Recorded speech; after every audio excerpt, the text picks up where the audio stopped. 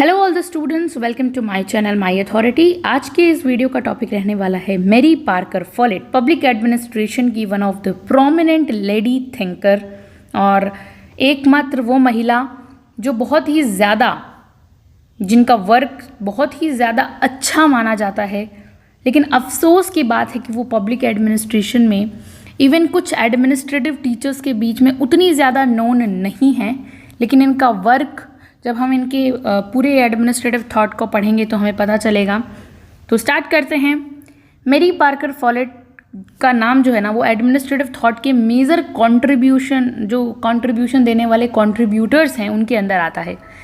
लेकिन वही अफसोस की बात है कि वो इतनी नोन नहीं है अभी भी। लेकिन पुरुष प्रधान दुनिया में अपना नाम बनाया उन्होंने। उस समय जब एडमिनिस्ट्रेटिव जो दुनिया थी और मैनेजमेंट की दुनिया में मोस्टली किनका राज था? मैन लोगों का, आदमियों का। लेकिन वहाँ एक फीमेल लेडी का इतना ज़्यादा फॉलेट ने अपनी एक अलग और एक प्रोमिनेंट जगह बनाई, और वो बहुत ही ज़्यादा हम कह सकते हैं एडमिनिस्ट्रेटिव और मैनेजमेंट की दुनिया में मोस्टली फिर अपना थॉट दिया। जहाँ पर मैन डोमिनेट करते थे वहाँ पर, तो बहुत ही अच्छी थिंकर रही हैं ये। उनकी काफ़ी सारी लिखी हुई चीज़ें भुला दी गई, जबकि उनका कंट्रीब्यूशन बहुत क्या था? वैल्यूएबल था, मूल्यवान था, राइट। और हम कह सकते हैं उनकी काफ़ी सारी चीज़ें हैं। उनका सबसे बड़ा योगदान ये था कि उन्होंने इंडस्ट्रियल ग्रुप्स, औद्योगिक समूह पर स्टडी की थी, जो पहले एक पॉलिटिकल और सोशल साइंटिस्ट के लिए एक कॉमन सब्जेक्ट नहीं था। जो पहले के ट्रेडिशनल साइंटिस्ट थे क्लासिकल, उनके लिए ये एक कॉमन विषय नहीं था जिन पर उन्होंने स्टडी की थी। तो ये एक बहुत अच्छी बात थी। फिर उन्होंने कुछ ट्रेडिशनल टॉपिक जैसे कि स्टेट और कम्युनिटी की जगह उन्होंने अपना फोकस कहाँ शिफ्ट किया? टुवर्ड्स इंडस्ट्रीज़ पर अपना फोकस शिफ्ट किया। पहले सब लोग स्टेट और कम्युनिटी की बातें करते थे, लेकिन उन्होंने अपना जो कंसंट्रेशन है वो इंडस्ट्रीज़ की ओर बहुत ज़्यादा बढ़ाया, और उनके अंदर ह्यूमन एसोसिएशन और ऑर्गेनाइजेशन को समझा। ज़्यादा से ज़्यादा इंडस्ट्रीज़ में किसको समझा गया? ह्यूमन के एसोसिएशन को, ग्रुप्स को और ऑर्गेनाइजेशन को समझा गया। स्पेसिफिकली उसको इंपॉर्टेंस दी गई, समझा जाने लगा। उन्होंने जो प्रिंसिपल दिए वो सिर्फ थ्योरी नहीं थे। वो कहते हैं ना कि ये तो बहुत ही पुरानी थिंकर हैं तो थ्योरी दी होगी, नहीं। उनके जो प्रिंसिपल्स थे वो सिर्फ एक थ्योरी नहीं थी, वो जबकि एक हम कह सकते हैं प्रैक्टिकल प्रॉब्लम्स को कैसे हम आइडेंटिफाई कर सकें, बल्कि बिजनेसमैन्स को ये समझाया उन्होंने कि जो प्रैक्टिकल व्यवहारिक तौर पे प्रॉब्लम्स आती है उनको कैसे काम सही कर सकते हैं उससे। फॉलेट की खासियत ये थी कि उन्होंने थ्योरी, फैक्ट और आइडियल को एक साथ ब्लेंड किया, मिक्सअप किया। थ्योरी को भी उन्होंने मिक्सअप कर लिया, आइडियाज़ को भी कर लिया। तो इनका एक बहुत ही एडमायरेबली इन सब चीज़ों का मिक्सअप किया। फॉलेट की ये बहुत ही एक अच्छी खासियत हम कह सकते हैं। तो इससे क्या हुआ? उनके एग्जाम्पल्स में हम देख सकते हैं सरकारी मामले भी आते थे, उद्योग भी आते थे, बिजनेस, होम लाइफ भी उनके एग्जाम्पल्स में शामिल है। वॉर और पीस इंटरनेशनल लेवल तक आती हैं। सब चीज़ का मिक्सचर, एक बहुत अच्छा मिक्सचर है उनके वर्क्स वगैरह में, ये सब देखने को मिलता है हमें। She was a gifted writer. हम कह सकते हैं ना, कोई गॉड गिफ्टेड राइटर होता है, तो वो ऐसी थी। वो एक गिफ्टेड राइटर थी। उनकी राइटिंग सिंपल थी, बहुत ज़्यादा क्लियर थी और इनोवेटिव थी। बहुत न्यू आइडियाज़ को जनरेट करने वाली, आइडियाज़ से फुल होती थी। उनकी राइटिंग्स में प्रैक्टिकेबिलिटी थी, यानी कि व्यवहारिकता झलकती थी। डीप इंस्टीट्यूशन, अंदर से कोई दृष्टि आती है ना, आपके अंदर से कोई ख्याल आता है पहले से ही, दिव्य दृष्टि जिसे हम कहते हैं, अंतर्दृष्टि बहुत अच्छी थी उनकी। बाउंड्री लेस थिंकिंग थी। कोई डिपार्टमेंट में बंद कर उनकी थिंकिंग नहीं थी, मतलब अनडिपार्टमेंटलाइज्ड, कोई डिपार्टमेंट उन्हें बांध नहीं सकता था उनकी थिंकिंग को। बाउंडेड लेस थिंकिंग करती थी वो, और डेमोक्रेसी का जीवंत भाव उनके हर एक राइटिंग में दिखता था, झलकता था। तो ऐसी थिंकर जैसे ऑडवे टीड, हेनरी फेयोल, ओलिवर शेंडन और लिंडन उर्विक, जो साइंटिफिक मैनेजमेंट के गुरु थे, सब फॉलेट के थॉट से बहुत ज़्यादा इन्फ्लुएंस थे। ये जितने भी बड़े बड़े थिंकर्स हैं ना, ये सब फॉलेट को बहुत मानते थे। उनके जो वर्क्स हैं उनसे बहुत ज़्यादा क्या थे? इन्फ्लुएंस थे, प्रभावित थे। मैनेजमेंट गुरु पीटर ड्रकर ने तो उनको प्रॉफिट ऑफ मैनेजमेंट और अपना गुरु तक कहा। खुद मैनेजमेंट के गुरु हैं पीटर ड्रकर, लेकिन फिर भी वो इन्हें प्रॉफिट ऑफ द मैनेजमेंट, पैगंबर मानते हैं प्रबंधन का, और ये भी कहते हैं कि वो खुद उसे गुरु मानते हैं, एंड हिज गुरु। यानी कि मैनेजमेंट जो गुरु कौन है? पीटर ड्रकर है। मैनेजमेंट के गुरु अगर आपसे पूछे जाए तो पीटर ड्रकर हैं। इन्होंने ही इसे क्या कहा है? प्रॉफिट ऑफ मैनेजमेंट कहा है, और अपना गुरु तक कहा है, खुद का गुरु तक कहा है इसे। इसीलिए अगर आज के एडमिनिस्ट्रेटिव थॉट के कुछ मेजर ट्रेंड्स को समझना है तो फॉलेट के काम को पढ़ना बहुत ज़रूरी हो गया है आज के समय में। ठीक है, चलिए शुरुआत करते हैं। इनका जो ईयर है 1868 से 1933 हम याद रखेंगे। मैरी पार्कर फॉलेट के लाइफ एंड वर्क्स को अगर देखा जाए तो देखिए, फॉलेट का जो जन्म है वो 1868 में होता है, मृत्यु 1933 में, इतना याद रखना है। मैरी पार्कर फॉलेट का जन्म 1868 में क्विंसी मैसाचुसेट्स यूएसए में हुआ था। ठीक है, मैसाचुसेट्स में हुआ था, क्विंसी में। शुरू की पढ़ाई थेयर एकेडमी ब्रेंट्री बॉस्टन में की इन्होंने। वहाँ के टीचर्स ने उनके जीवन में सिंप्लिसिटी और इंटेलेक्ट का अच्छा इन्फ्लुएंस दिया। वहाँ के जो टीचर्स थे इनके जीवन में एक इंटेलेक्ट प्रभाव डालते हैं। तो शुरू की पढ़ाई उनकी बॉस्टन से हुई थी। 1892 में उन्होंने रेडक्लिफ कॉलेज, हार्वर्ड का वुमेंस ब्रांच थी, एक हार्वर्ड की ही एक वुमेंस ब्रांच थी, उसको ज्वाइन किया। फिर वो नेवहाम कॉलेज इंग्लैंड गई स्टडीज़ के लिए, पढ़ाई के लिए, लेकिन फिर यूएसए लौट आई। 1898 के अंदर वापस वो जो है वो यूएसए लौट आई थी। 1898 में summa cum laude top honours में ग्रेजुएट हुई। फिर वो in subjects like economics, law, philosophy, government, इनमें ग्रेजुएट हुई। उसके बाद वो पेरिस गई 1 साल के लिए पोस्ट ग्रेजुएट स्टडीज़ के लिए। वो कहाँ पर गई? पेरिस गई। ये जस्ट हमें पता होना चाहिए इनके बारे में। अब यहाँ पे एक इंटरेस्टिंग बात ये है कि स्टूडेंट होते हुए भी उन्होंने 1896 स्टूडेंट होते हुए भी उन्होंने 1896 में the speaker of the house representatives ये पब्लिश किया क्योंकि वो खुद एक स्टूडेंट थी। फिर भी वो हमेशा से फिलॉसफी, हिस्ट्री और पॉलिटिकल साइंस में इंटरेस्टेड रही और बड़ा इंथुसियाज्म, बहुत ही उत्साह से इन सब्जेक्ट्स को परस्यू किया, पढ़ा इन्होंने, बहुत ही ज़्यादा इंटरेस्ट के साथ पढ़ा इन सब सब्जेक्ट्स को। वो हमेशा से ही ऐसी थी। सोशल वर्क्स और मैनेजमेंट तक उनका जो सफ़र रहा वो अब हम देखते हैं कैसा था। तो देखिए 1900 से 1908 के बीच फॉलेट ने अपना पूरा समय रॉक्सबरी नेबरहुड बॉस्टन सोशल वर्क को दिया था। किसको दिया था इस समय? रॉक्सबरी नेबरहुड बॉस्टन को अपना समय दिया था इन्होंने, सोशल वर्क में, सामाजिक कार्य के अंदर दिया था। फिर 1908 के अंदर वो women municipal league Boston committee on extended use of school buildings की चेयरपर्सन बनी। ये नाम है पूरा, इसकी चेयरपर्सन बनी थी 1908 के अंदर। 1911 के अंदर 1911 के अंदर में उन्होंने east Boston high school social centre open किया था। ये ओपन किया इन्होंने सेंटर, जिसका मॉडल पूरे बॉस्टन में पॉपुलर हुआ। ये बहुत ज़्यादा फेमस हो गई थी इस मॉडल के कारण पूरे बॉस्टन के अंदर। बॉस्टन एक जगह है यूएसए में। ये काम उनके डेमोक्रेटिक आइडियाज़, जो लोकतांत्रिक उनके आइडियाज़ थे, उसको शेप करने में मददगार बना। बाद में जाके डेमोक्रेसी की भी बड़ी समर्थक रही हैं फॉलेट। उन्होंने वुमेन, चिल्ड्रन और स्लम ड्वेलर्स के साथ भी काम किया बहुत सारा। 1912 के अंदर 1912 में उन्होंने वोकेशनल गाइडेंस लेना स्टार्ट किया और प्लेसमेंट ब्यूरो कमिटी बॉस्टन की मेंबर बनी, जहां से उनका कनेक्शन इंडस्ट्रीज और बिजनेस मैनेजमेंट से बना। जैसे ही वो प्लेसमेंट ब्यूरो कमिटी की मेंबर बनी, बाद में जाके उनका जो कनेक्शंस था वो ऐसे हम कह सकते हैं ना, एक तरीके से इंडस्ट्री और बिजनेस में इंटरेस्ट आया उनका। तो उन्होंने मैसाचुसेट्स मिनिमम वेज बोर्ड में भी बहुत काम किया और 1917 में नेशनल कम्युनिटी सेंटर्स एसोसिएशन की वाइस प्रेसिडेंट भी वो बनी। 1915 से 1933 तक उन्होंने बिजनेस एग्जीक्यूटिव के एनुअल कॉन्फ्रेंसेस में इंडस्ट्रियल ऑर्गेनाइजेशन पर पेपर्स भी प्रेजेंट किए।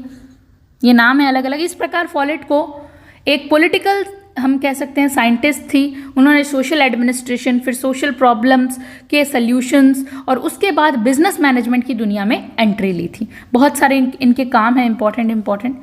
ठीक है, अब मेजर पब्लिकेशंस देख लेते हैं जो एग्जाम्स में हमसे पूछी जाती हैं। सबसे पहले की बात करें, the speaker of the house representative 1896, the new state 1918, creative experience 1924, important है बहुत ज़्यादा।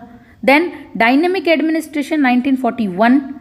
फिर उनके मरणोपरांत मतलब मरने के बाद, एडिटेड बाय मेटकाफ और Urwick and freedom and coordination, ये lectures in business organisation 1949, edited by उर्विक।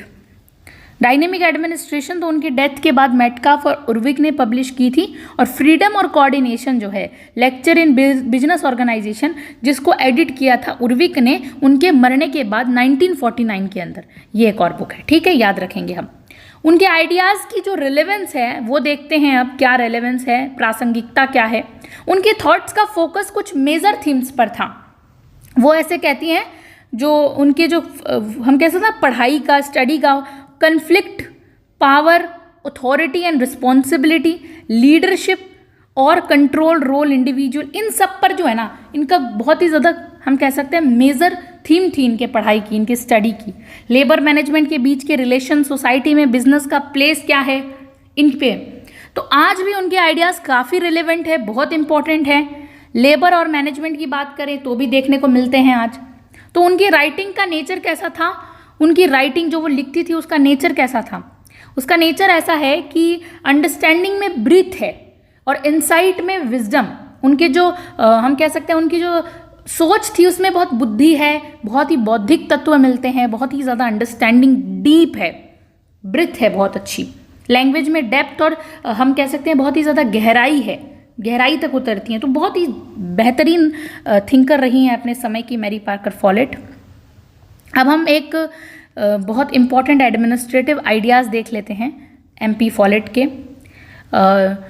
जैसे कि आगे हम इनके कुछ स्पेसिफिक और भी देखेंगे जिसमें एक्सप्लोर करना है हमें। मैरी पार्कर फॉलेट ने ऑर्गेनाइजेशन में ना कन्फ्लिक्ट के इशू को बहुत ही इम्पॉर्टेंट माना है।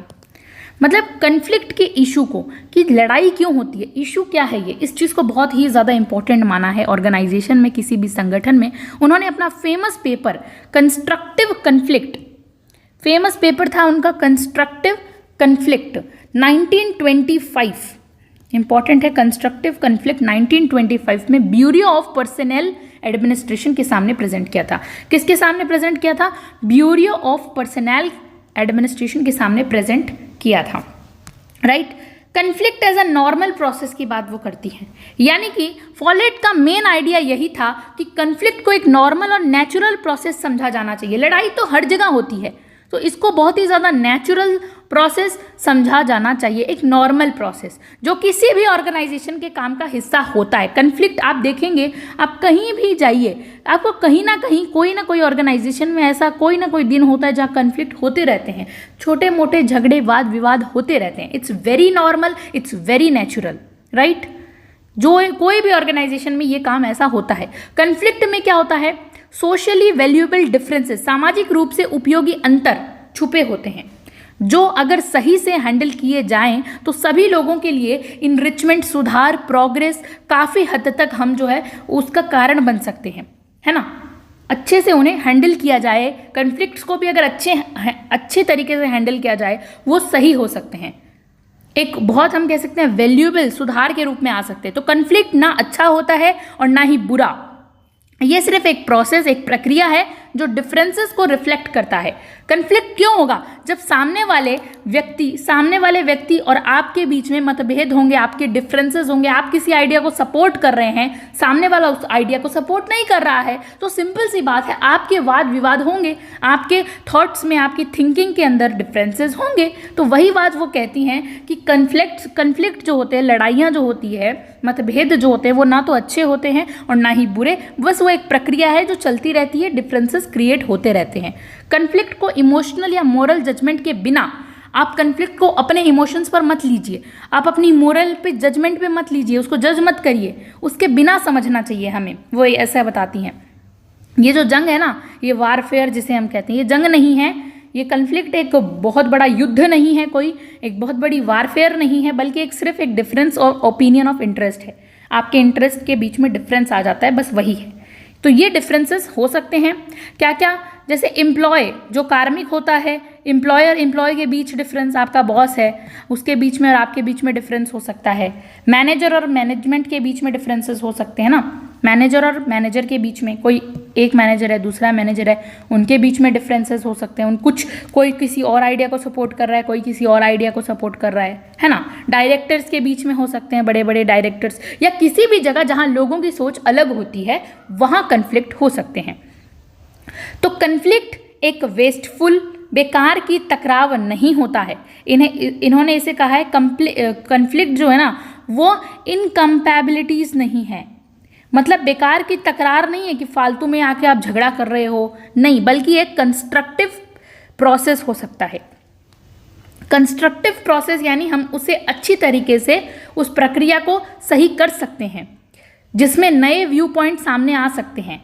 यानी कि हम कह सकते हैं कॉन्फ्लिक्ट होगा किसी बात पर और मान लीजिए वो कॉन्फ्लिक्ट थोड़ा और आगे बढ़ता है तो क्या पता कोई एक नया इनोवेटिव आइडिया निकल कर आ जाए, तो उसे आप बेकार मत मानो। कॉन्फ्लिक्ट को, झगड़ा, कोई भी तरीका का झगड़ा होता है उसको बेकार मत मानो, वो एक नॉर्मल प्रोसेस है, उसको नॉर्मल प्रोसेस की तरह ट्रीट करो जो आपको इनरिचमेंट पहुंचाएगा कोई कंसर्न्ड टॉपिक पर, कोई नई चीज़ को आपको वो दे सकता है, कोई इनोवेटिव आइडिया दे सकता है, तो सामने आ सकते हैं, अलग अलग व्यू पॉइंट सामने आ सकते हैं लोगों के।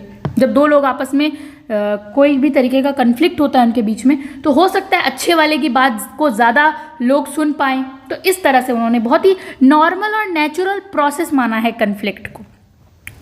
कन्फ्लिक्ट जो है वो कहती है अनअवॉइडेबल है, कन्फ्लिक्ट इज अनअवॉइडेबल, यानी क्योंकि हर इंसान अलग होता है, सबके नेचर अलग है, स्वभाव अलग है।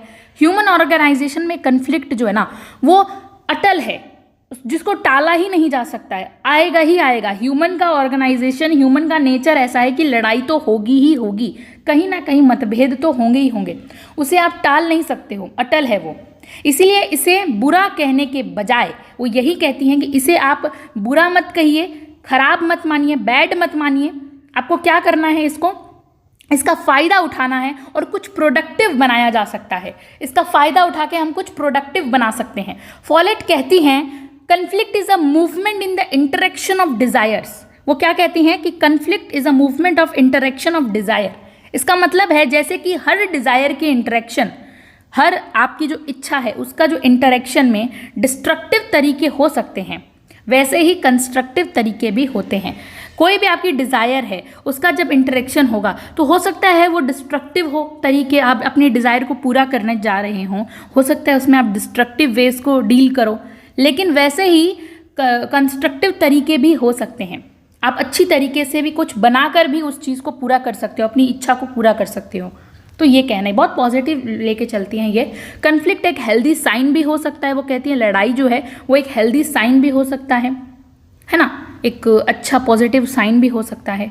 ये प्रोग्रेस का इंडिकेशन देता है कि प्रोग्रेस की तरफ आप बढ़ रहे हो, प्रगति की तरफ आप बढ़ रहे हो ज़्यादा से ज़्यादा।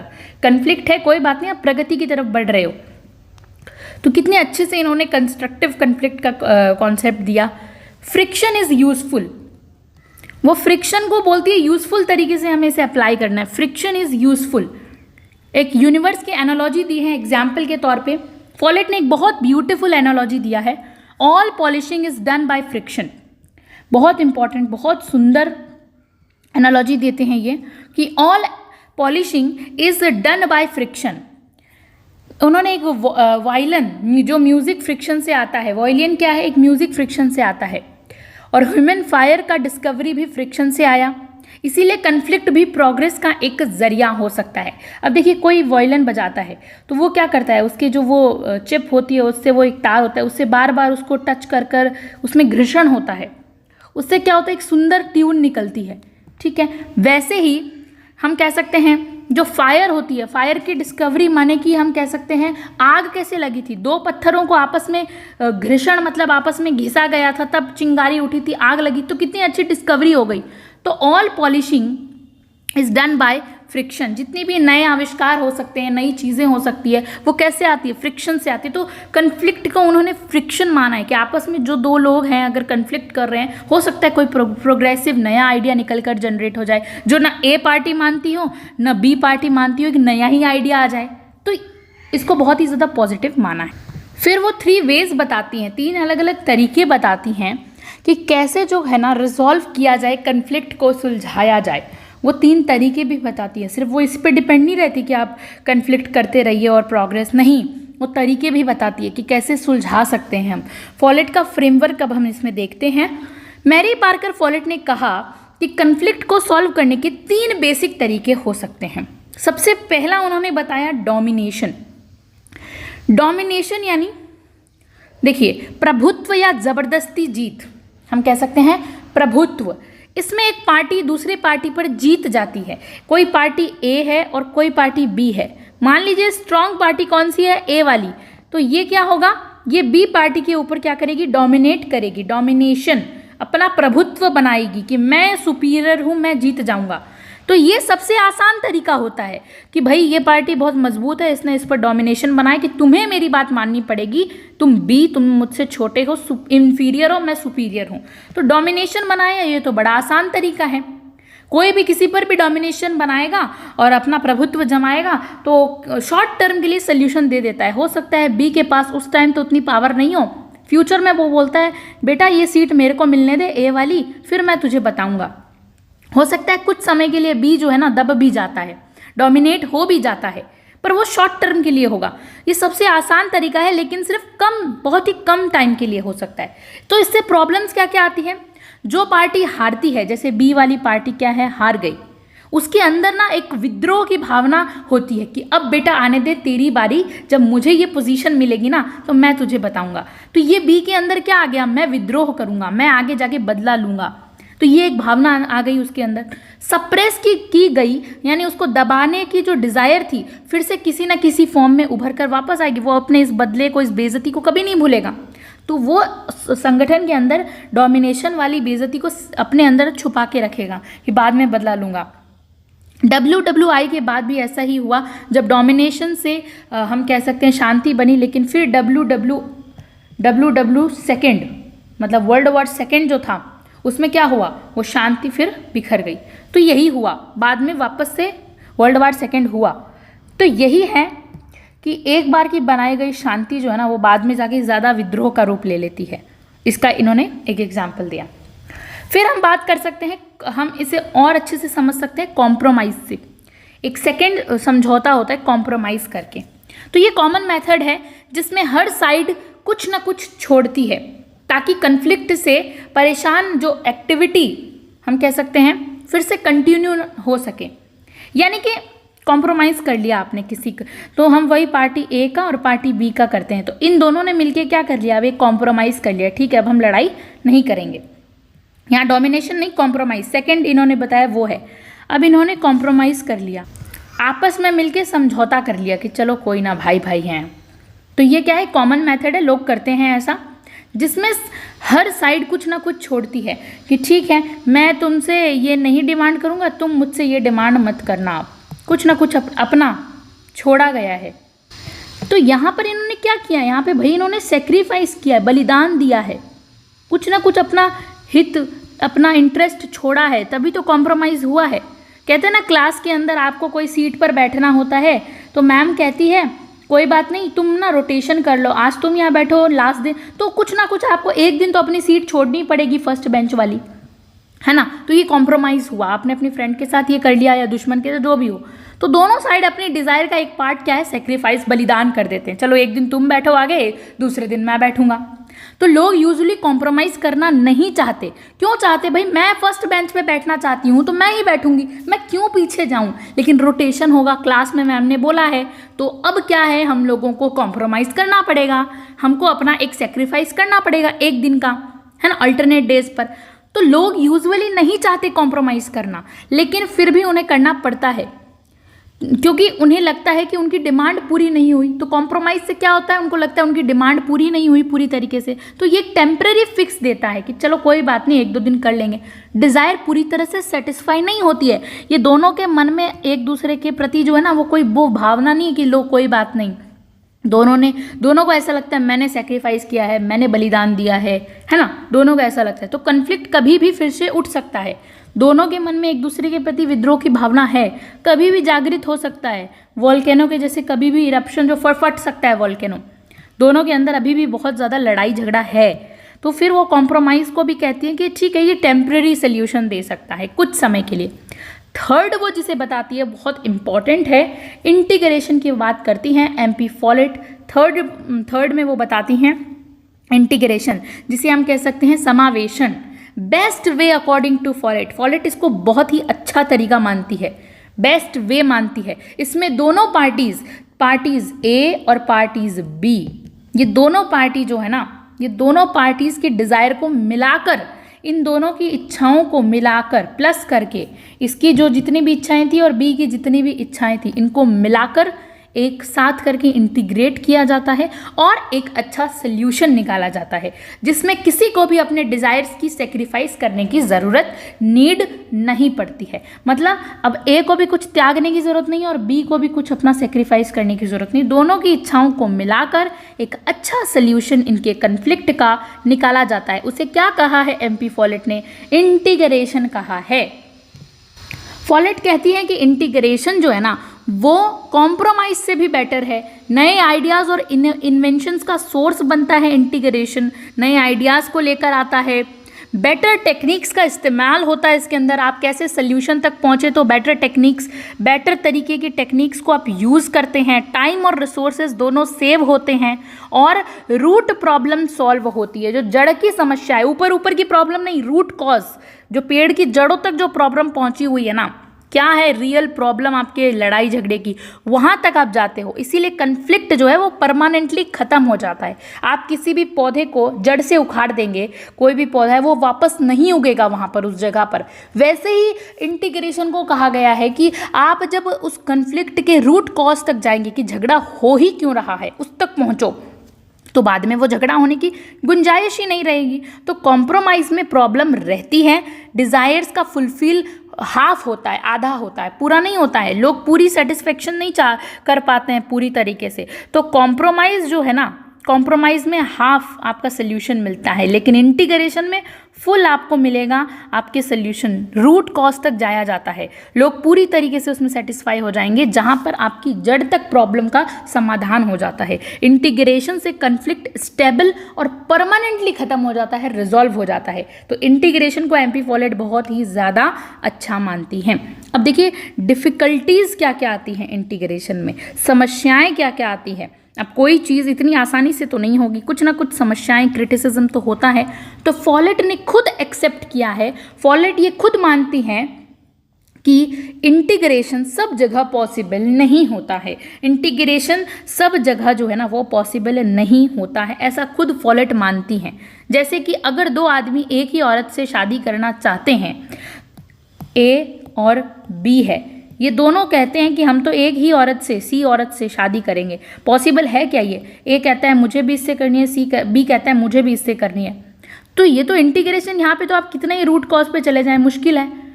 कभी कभी ये भी डिफ़िकल्ट होता है कहना कि फाइनल डिसीजन सच में इंटीग्रेशन था या कॉम्प्रोमाइज़, पता नहीं चलता ना। फाइनल डिसीजन में आप इंटीग्रेशन से पहुँचे या कॉम्प्रोमाइज़ करके पहुँचे। तो अगर हमें जैसे, लेकिन सबसे इनकरेजिंग बात क्या है, लेकिन सबसे इनकरेजिंग बात यही है कि लोग अगर इंटीग्रेशन चाहते हैं तो वो पॉजिटिव साइन है। लोग अगर कहते हैं ना कि हम इंटीग्रेशन से काम करेंगे, तो वहाँ पे वो चीज़ क्या है, पॉजिटिव साइन की बात करती है। अच्छा कोई ना, वेरी गुड, पॉजिटिव हो आप इंटीग्रेशन, आप समावेशन चाहते हो, है ना। अगर हमें इंटीग्रेशन के एडवांटेजेस पता हों, अगर हमें कि हम जब समावेशित करेंगे तो उसके हमें क्या बेनिफिट मिलेंगे, क्या लाभ मिलेंगे, अगर हमें इंटीग्रेशन के एडवांटेजेस पता हो तो हम डोमिनेशन या कॉम्प्रोमाइज़ के बजाय हमेशा इंटीग्रेशन के लिए ही ट्राई कर सकते हैं। तो वो अब इसके अंदर बताती हैं कि क्या क्या जो है बेस क्या होता है। हम अब देखते हैं बेस क्या हो सकते हैं इंटीग्रेशन के। तो देखिए फॉलेट कहती हैं कि इंटीग्रेशन तभी पॉसिबल है जब हम कन्फ्लिक्ट को ओपनली समझें, सभी के सामने, ना कि उन्हें दबाएं। कोई कन्फ्लिक्ट हो रहा है, आप उसे दबा रहे हो, अरे चुप हो जाओ चुप हो जाओ चुप हो जाओ, नहीं, ओपनली उसे समझा जाए क्यों हो रहा है, भाई क्या रोज़ रोज़ आप दोनों के बीच में कन्फ्लिक्ट है, उसे ओपनली समझा जाए, इग्नोर ना किया जाए, ठीक है। We can not hope to integrate our differences unless we know what they are. क्या है इसका मतलब? इसका मतलब ये है कि जब तक हमें ये पता ही नहीं चलेगा कि एक्चुअल कन्फ्लिक्ट किस बात पर है, तब तक उसका सल्यूशन कैसे पॉसिबल होगा? रियल इश्यूज को आइडेंटिफाई करना ज़रूरी है, ना कि बस हम कह सकते हैं ड्रामा एस्पेक्ट के तरीके से उस पर फोकस करना, ड्रामेटिक एस्पेक्ट्स पर उस पर फोकस करना, अच्छा ये प्रॉब्लम नहीं। रियल में आप आइडेंटिफाई करो भाई इशू क्या है। ये स्पेशली उन केसेस में इम्पॉर्टेंट है जहाँ सिचुएशन बहुत कॉम्प्लेक्स होती है, जटिल समस्याएं होती है, मल्टीपल और ओवरलैपिंग एक्टिविटीज़ होती हैं और ड्रामेटिक मूवमेंट्स पे फोकस होने से रियल कन्फ्लिक्ट छुप जाता है, है ना, चुप हो जाता है, छुप जाता है। ड्रामेटिक मूवमेंट मत करो यहाँ पर, आप रियल प्रॉब्लम को सॉल्व आउट करने की कोशिश करनी चाहिए, ऐसा MP फॉलेट कहती हैं।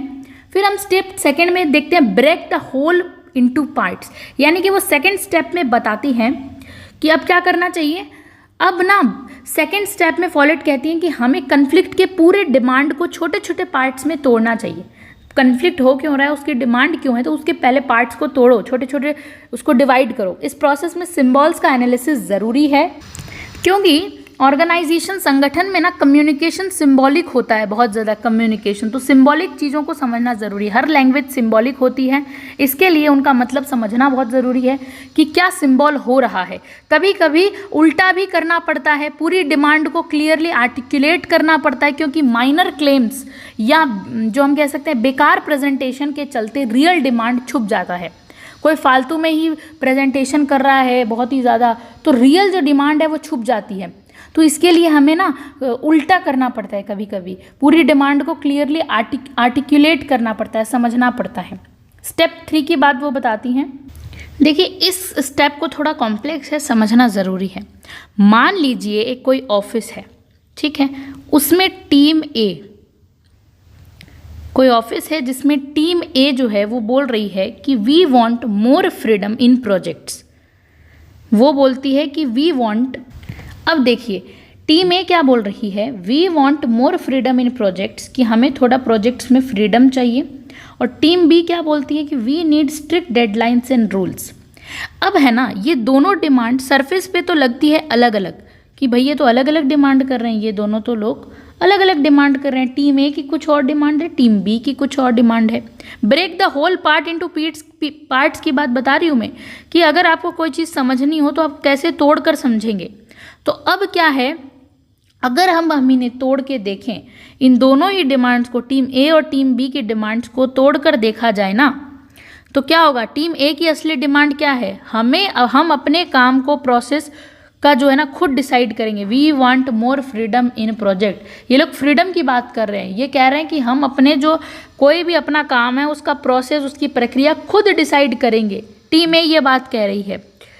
टीम बी क्या बात कर रही है, टीम बी कह रही है असली डिमांड कि काम टाइम पे डिलीवर हो। तो आपको तो अलग अलग लग रही होगी, काम टाइम पर हो, तो यानी मोर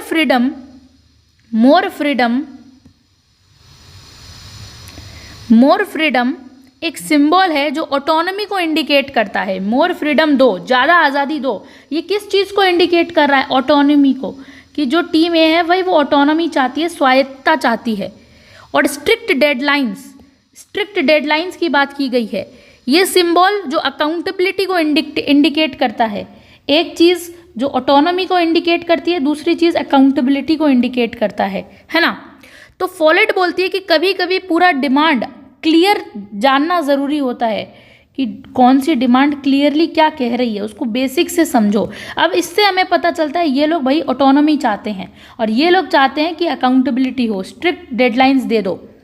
तो क्लियर है, जब तक हमें पता ही नहीं है इनकी क्या है क्लियर डिमांड, तो वो कहती हैं हर चीज़ को आप क्लियर तरीके से पहले जानो, समझो, बूझो, क्योंकि कभी कभी असली डिमांड छोटी मोटी चीज़ों या गलत तरीके से प्रेजेंट होने की वजह से छुप जाती है।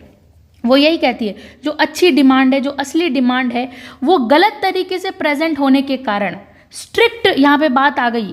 तो ये तो हमें लग रहा होगा ना, ये तो भाई गलत बात की जा रही है यहाँ पर, तो ये क्या है, ये छुप सकती है, जबकि अच्छी बात की गई है, इसमें अकाउंटेबिलिटी की बात की गई है। वी वांट मोर फ्रीडम, ये हमें लग रहा है बहुत आज़ादी की बात कर रहे हैं, अच्छी बात होगी, नहीं, ये छोटी मोटी डिमांड है। ये इंपॉर्टेंट है कि स्ट्रिक्ट डेडलाइंस और रूल्स दे दो। तो वो कहती हैं कि कभी कभी असली डिमांड छोटी मोटी चीज़ों या गलत तरीके से प्रेजेंट होने के कारण वजह से छुप जाती है असली डिमांड। तो दोनों में ये भी हो सकता है कि ये नहीं हो कि ये भी अच्छी हो सकती है, तो वो एक तरीका अपना अपना अलग है। तो आई थिंक अब आपको ये समझ में आ गया होगा कि क्यों हमें ब्रेक करना था कोई भी पार्ट को, कि जो है ना छोटे छोटे तरीकों से आप टुकड़ों में ब्रेक कर दो पार्ट को, फिर समझो क्या सिंबल्स को समझना ज़रूरी है, तब हमें पता चलेगा कि क्योंकि लैंग्वेज अलग अलग हो सकती है, रियल डिमांड छुपनी नहीं चाहिए, है ना। फिर बात आती है anticipation of conflict, in third step में करेंगे। कन्फ्लिक्ट का एंटिसिपेशन का मतलब ये नहीं होता कि उसे अवॉइड किया जाए, बल्कि उसे रिस्पॉन्स की प्लानिंग की जाए कि अच्छा ठीक है कन्फ्लिक्ट के रिस्पॉन्स देना है, उसकी प्लानिंग करो। एक एग्जांपल में समझते हैं, जैसे एक आदमी जिसे संडे को मोटरिंग पसंद है, मतलब मोटरिंग पसंद थी, उसकी वाइफ को वॉकिंग करना पसंद था, तो उसने सोचा कि अगर सुबह उससे टेनिस खेला दिया जाए तो वो शाम को मोटरिंग के लिए रेडी हो सकती है। तो उसको कहा गया कि ठीक है, फॉलेट कहती है integration is like game of chess. दोनों ने मिलके इस चीज़ को आपस में सलाह कर लिया कि ठीक है संडे को अगर मोटर पसंद है किसी को चलाना, तो ऐसे करके कि हम समझ सकते हैं कि उसको टेनिस खिला दो, शाम को उसकी मर्जी, दोनों की मर्जी का यहाँ पे वो है। फॉलेट कहती है integration is like a game of chess. ये क्वेश्चन भी आ सकता है, गेम ऑफ चेस किसने बताया है इंटीग्रेशन को, तो फॉलेट ने बताया है। ये तो चेस की तरह होता है, रिस्पॉन्स का एंटिसिपेशन ज़रूरी है, पर उसके लिए प्रिपरेशन भी होनी चाहिए, पहले से आप प्रिपरेशन करके रखिए, ठीक है। ये प्रिपरेशन कैसी होती है? By building right attitudes in people, यानी कि आप कह सकते हैं राइट पीपल्स के एटीट्यूड को रखते हुए, ओके। फिर हम बात करते हैं ऑब्स्टिकल्स भी आ सकते हैं। उससे पहले circular response versus linear response की बात यहाँ पे समझाई गई है। देखिए रिस्पॉन्स दो तरह से हो सकते हैं, जो रिस्पॉन्स है उसके दो तरीके से हो सकते हैं। एक होता है रिस्पॉन्स के दो तरीके, एक है लीनियर रिस्पॉन्स और एक होता है circular response. What is linear response? एक सिंपल कॉज इफेक्ट चेन, एक simple cause effect chain linear, और सर्कुलर रिस्पॉन्स जहाँ एक्शन और रिएक्शन दोनों एक लूप में कंटिन्यूसली इंटरेक्ट करते हैं। सर्कुलर एक मतलब लूप में इंटरेक्ट करते हैं, चाहे एक्शन हो चाहे रिएक्शन हो। टेनिस का गेम इसका बेस्ट एग्जाम्पल है, one move leads to another and back again. Follett कहती हैं सर्कुलर बिहेवियर ही कंस्ट्रक्टिव कन्फ्लिक्ट का की है। अब इसे और समझते हैं। पहले हम एंटिसिपेशन, इसका मतलब पहले से सोचना, ये कह सकते हैं पहले से कोई चीज़ सोचना, एंटिसिपेट कर लेना पहले से ही। इसका एग्जाम्पल देखते हैं। फॉर एग्जाम्पल ए है ना, एक टीम का लीडर है। क्या है? टीम का लीडर है ए। उसे पता है कि मंडे मीटिंग में उसकी टीम का डिज़ाइनर जो है, वो डिज़ाइनर कोई भी बी हो सकती है, डिज़ाइनर बी, डिज़ाइन पे ज़्यादा टाइम चाहिए। उसकी कोई टीम की मेंबर है डिज़ाइनर बी, उसको क्या चाहिए? डिज़ाइन पे ज़्यादा टाइम चाहिए। कोई प्रोजेक्ट डिज़ाइन करना है, उस पर टाइम चाहिए उसको, उसकी टीम पार्टनर को, ठीक है। तो चाहिए, उसका आर्ग्यूमेंट करेगी नहीं तो वो, तो पहले ही ए ने सोच लिया कि बी का रिएक्शन क्या हो सकता है उससे अगर ज़्यादा टाइम नहीं मिला तो। बहुत ख़राब सा हो सकता है भाई, उसको टाइम ज़्यादा चाहिए और उसको टाइम नहीं मिला तो उसका रिएक्शन क्या होगा। तो ये पहले ही ए ने है ना एंटिसिपेट कर लिया, भांप लिया। हम कहते हैं ना आप आने वाले खतरे को पहले ही थोड़ा सा अंदाज़ा लगा लो, तो वही बात है एंटिसिपेशन करना, राइट। फिर आता है प्रिपरेशन करना, कि जो रिएक्शन आने वाला है उस बी का क्या होने वाला है, उसको अगर टाइम नहीं मिला तो उसकी पहले ही तैयारी कर लो। मीटिंग से पहले ही जो है ना, मीटिंग होने वाली थी उससे पहले ही ए ने क्या किया, वीकेंड में बी को, कोई वीकेंड हुआ था, बी को एक मेकअप डिज़ाइन का टेम्पलेट भेज दिया और बोला बस इसमें कलर चेंज कर दो, बाकी सब रेडी है। तो इससे क्या हुआ, जो बी था उसका काम क्या हो गया, हाफ हो गया भाई। उसने उसकी हेल्प कर दी ए ने, उसका काम हाफ हो गया। तो मीटिंग के टाइम इशू उठने का चांस ही ख़त्म हो गया। अब बी कोई इशू क्रिएट नहीं करेगी क्योंकि काम आधा हो गया, टाइम पे पूरा हो ना हो, टाइम चाहिए था बी को, ए ने उसका काम आधा कर दिया। प्रिपरेशन पहले ही कर ली कि मीटिंग के टाइम कोई भाई इशू क्रिएट ना हो जाए। तो ये क्या हो गया, ये प्रिपरेशन हो गई। अब देखिए चेस वाली अप्रोच बताई है फॉलेट ने। तो हम यहाँ कह सकते हैं ए ने सिर्फ ये एंटिसिपेट नहीं किया कि बी का कोई टाइम इशू उठाएगी, बी कोई टाइम के लिए इशू उठाएगी, उसने उसके लिए पहले से ही एक चाल चल दी। हम कहते हैं ना, उसने पहले ही कह दिया भाई ये टाइम को लेके कोई इशू उठाएगी, पहले ही चाल चल दो, इसको कोई डिज़ाइन भेज दो पहले ही, है ना। जिससे क्या होगा, उसकी नेक्स्ट मूव, हम कहते हैं ना चेस में आपको पता चलना चाहिए नेक्स्ट जो आपके सामने खिलाड़ी खेल रहा है उसकी चाल क्या होने वाली है, जिससे अगर आपको पता चल जाएगी वो कौन सी चाल चलेगा तो आप पहले ही वो चाल चल दो। तो इसीलिए चेस ऑफ गेम्स बताया है मैरी पार्कर फॉलेट ने यहाँ पर, बहुत ईजीली हम इसको समझ चुके हैं। अब हम चलते हैं ऑब्स्टिकल्स ऑफ इंटीग्रेशन। किन तरीके के ऑब्स्टिकल्स आ सकते हैं भाई इंटीग्रेशन में, वो समझते हैं। इंटीग्रेशन को अचीव करने में कुछ मेजर ऑब्स्टिकल्स होते हैं, बाधाएं हो सकती हैं जो आती हैं, फॉलेट ने उसे आइडेंटिफाई किया है। पहला है lack of intelligence and inventiveness, inventiveness की कमी और लैक ऑफ इंटेलिजेंस। इंटीग्रेशन के लिए ज़रूरी है हाई इंटेलिजेंस हो आपके पास, कीन परसेप्शन हो, आप एकदम अच्छी तरीके से उसे देखें समझें, क्रिएटिव सोच और इनोवेशन होनी चाहिए आपके अंदर, ठीक है। फाइट करना तो आसान है, लड़ाई करना तो आसान है, पर बेटर सोल्यूशन ढूंढना एक डिफ़िकल्ट काम है।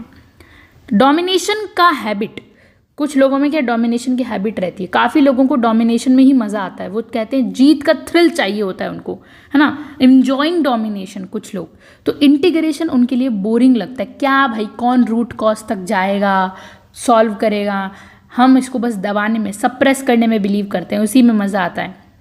तो वो इंटीग्रेशन वाले प्रोसेस को बुरा मानते हैं, बोरिंग मानते हैं, बुरा नहीं बोरिंग मानते हैं, इसीलिए वो कभी भी इंटीग्रेशन को ट्राई ही नहीं करते, वो डोमिनेट करने में बिलीव करते हैं। थर्ड बात कही है फॉलेट ने, ओवर थियोराइजिंग द प्रॉब्लम। काफ़ी लोग क्या है कन्फ्लिक्ट को थ्योरी के फॉर्म में डिस्कस करते रहते हैं, जबकि वो एक प्रैक्टिकल इशू है। आप थ्योरी के कन्फ्लिक्ट लड़ाई हो रही है, प्रैक्टिकली आप उसको थ्योरी में स्टडी कर रहे हो, नहीं, प्रैक्टिकल चीज़ को प्रैक्टिकल तरीके से सॉल्व करना चाहिए। सोल्यूशन डिमांड करती है कन्फ्लिक्ट, प्रैक्टिकल, आप थ्योरी से उसको डील नहीं कर सकते हो।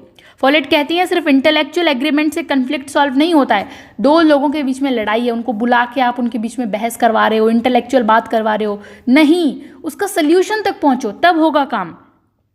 लैंग्वेज बैरियर आता है, लैंग्वेज का इस्तेमाल जो हम कह सकते हैं कि भी कन्फ्लिक्ट को बढ़ा सकता है, अगर वो एग्रेसिव या प्रोवोकेटिव, उत्तेजित करने वाला है, एग्रेसिव लैंग्वेज का यूज़ किया गया है, तो वो चीज़ भी जो है ना, यूज़ ऑफ लैंग्वेज भी बहुत सोच समझ कर की जाना चाहिए। प्रोवोकेटिव नहीं होना चाहिए, लैंग्वेज बहुत ही अच्छी होनी चाहिए, उत्तेजित एग्रेसिव लैंग्वेज नहीं होनी चाहिए, लैंग्वेज ऐसी होनी चाहिए जो मेल मिलाप की हो, हम कहते हैं ना अच्छे से मेल मिलाप हो जाए, प्रमोट करे, ना कि कन्फ्लिक्ट क्रिएट करे, right. Undue influences of leaders, leaders अगर अपने पावर का गलत इस्तेमाल करते हैं तो इंटीग्रेशन डिफ़िकल्ट हो जाता है। जब लीडर ही आप अब खुद के पावर का गलत इस्तेमाल कर रहा है तो आप इंटीग्रेशन की उससे क्या करेंगे, जो मान लीजिए मैनेजर है जिसको सॉल्व करना चाहिए था वही खुद जो है इन्फ्लुएंस है इस चीज़ से, तो वो गलत है, तो इंटीग्रेशन डिफ़िकल्ट हो जाएगा। तो लैक ऑफ ट्रेनिंग की बात की गई, सबसे बड़ा ऑब्स्टिकल बताया है इस चीज़ को, लैक ऑफ ट्रेनिंग, ये ना सबसे बड़ा हम कह सकते हैं वो है लैक ऑफ ट्रेनिंग।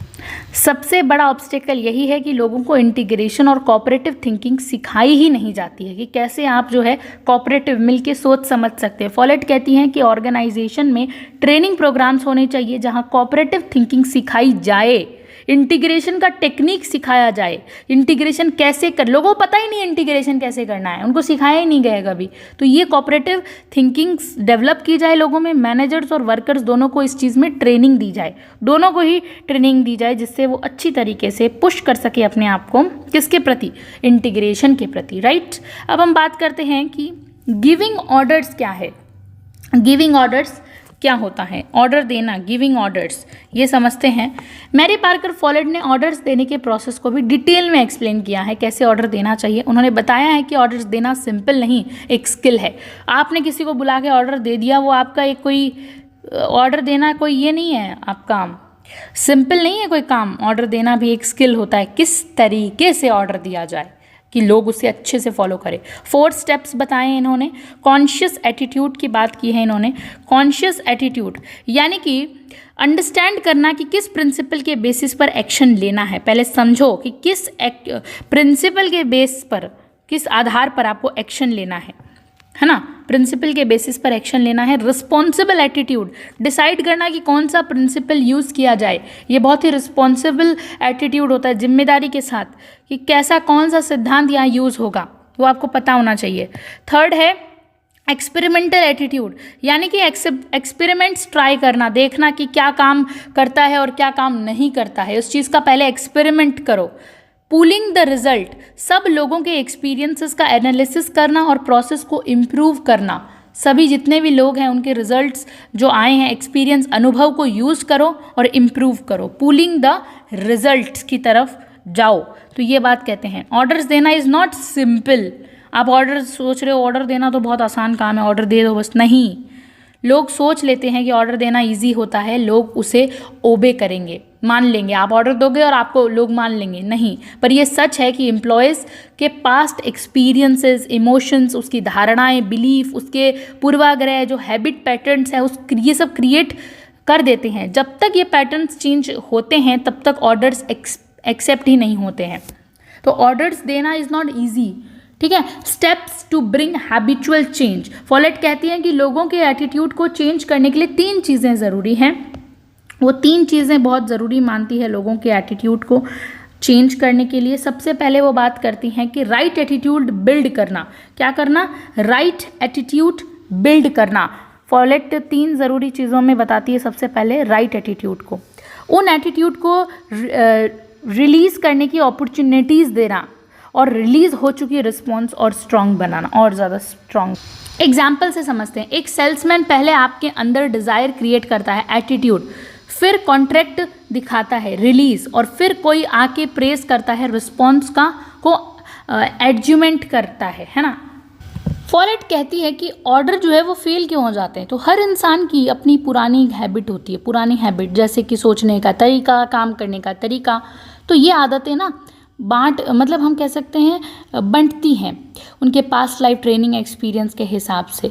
तो अगर ऑर्डर उन आदतों के खिलाफ होगा ना, तो वो बंदा जो है उस ऑर्डर को कभी फॉलो ही नहीं करेगा, चाहे आप कितना भी ऑर्डर दे दो, वो उसके व्यवहार से मैच ही नहीं कर रहा है, वो उसकी आदतें अलग है।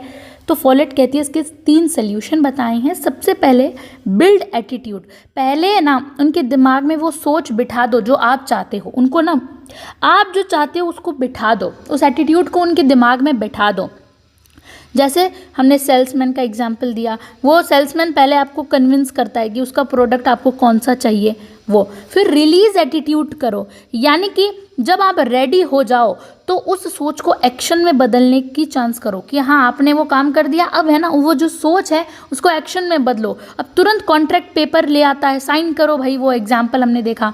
फिर स्ट्रॉन्गर बनाओ उस चीज़ को, एडजमेंट करो, यानी कि जब आप साइन कर रहे हो कोई तीसरा बंदा आके बोलता है मैंने भी लिया था, बहुत अच्छा है, तो इस चीज़ को और स्ट्रॉन्ग बना दिया ना। आपने कोई चीज़ ली है, कोई दुकान में जाके कोई चीज़ खरीद रहे हो, कोई तीसरा आके बोल रहा है बहुत अच्छा प्रोडक्ट, तो आपका वो बिलीव स्ट्रॉन्ग हो जाएगी, वो धारणा और अच्छी हो जाएगी। इससे आपका डिसीजन और स्ट्रॉन्ग हो जाता है कि हाँ भाई चलो हम गलत रास्ते पे तो नहीं है, हमने कोई गलत चीज़ तो खरीद नहीं ली है ना। तो इस चीज़ को ज़रूरी है, build attitude, release attitude and adjournment, ठीक है। तो ऑर्डर्स एक्सेप्ट करवाने के लिए 4 स्टेप्स भी बताए हैं। ये देखना कि नई मेथड क्यों अच्छी है, जैसे कि बॉस मीटिंग में एक्सप्लेन करे कि नई सॉफ्टवेयर का यूज़ कैसे वर्कलोड को कम करेगा, तो लोगों को लगेगा हाँ भाई नई जो चीज़ है वो अच्छी है और अच्छी है ना। रूल्स बदलना ताकि अडॉप्ट करना पॉसिबल हो, जो पुराने रूल्स बदलना ताकि कोई नए रूल्स को अडॉप्ट करना पॉसिबल हो जाए। और ऑफिस पॉलिसी अपडेट करो ताकि सबको नई सॉफ्टवेयर का एक्सेस मिल सके, है ना।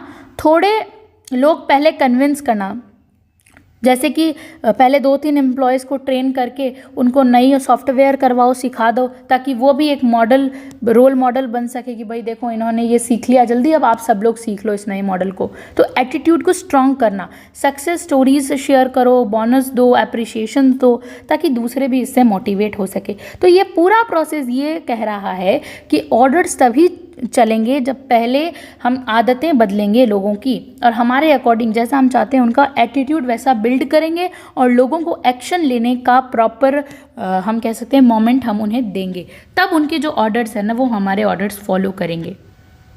तो वो कौन कौन से 4 तरीके हैं जिससे हम एश्योरिंग ऑर्डर एक्सेप्टेंस के हमारे जो ऑर्डर हैं वो फॉलो हो जाए। एम्प्लॉयज़ को नए मेथड और बेनिफिट समझाओ, रूल को चेंज करो ताकि नए मेथड को अडॉप्ट किया जा सके, कुछ लोगों के पहले कन्विंस करो ताकि वो एग्जाम्पल बन सके, और न्यू एटीट्यूड्स को इंटेंसिफाई करो ताकि बाकी लोग भी उसे एक्सेप्ट कर सकें। अब हम समझते हैं इन्वायरमेंट ऑफ गिविंग ऑर्डर्स।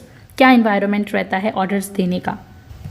ठीक है, ये समझते हैं। ऑर्डर्स का अफेक्ट उस जगह और उस सिचुएशन पर भी डिपेंड करता है जहां वो दिया गया हो, क्या इफेक्ट हुआ है उस पर भी डिपेंड करता है। The further the order travels the weaker the response. क्या मतलब है इसका?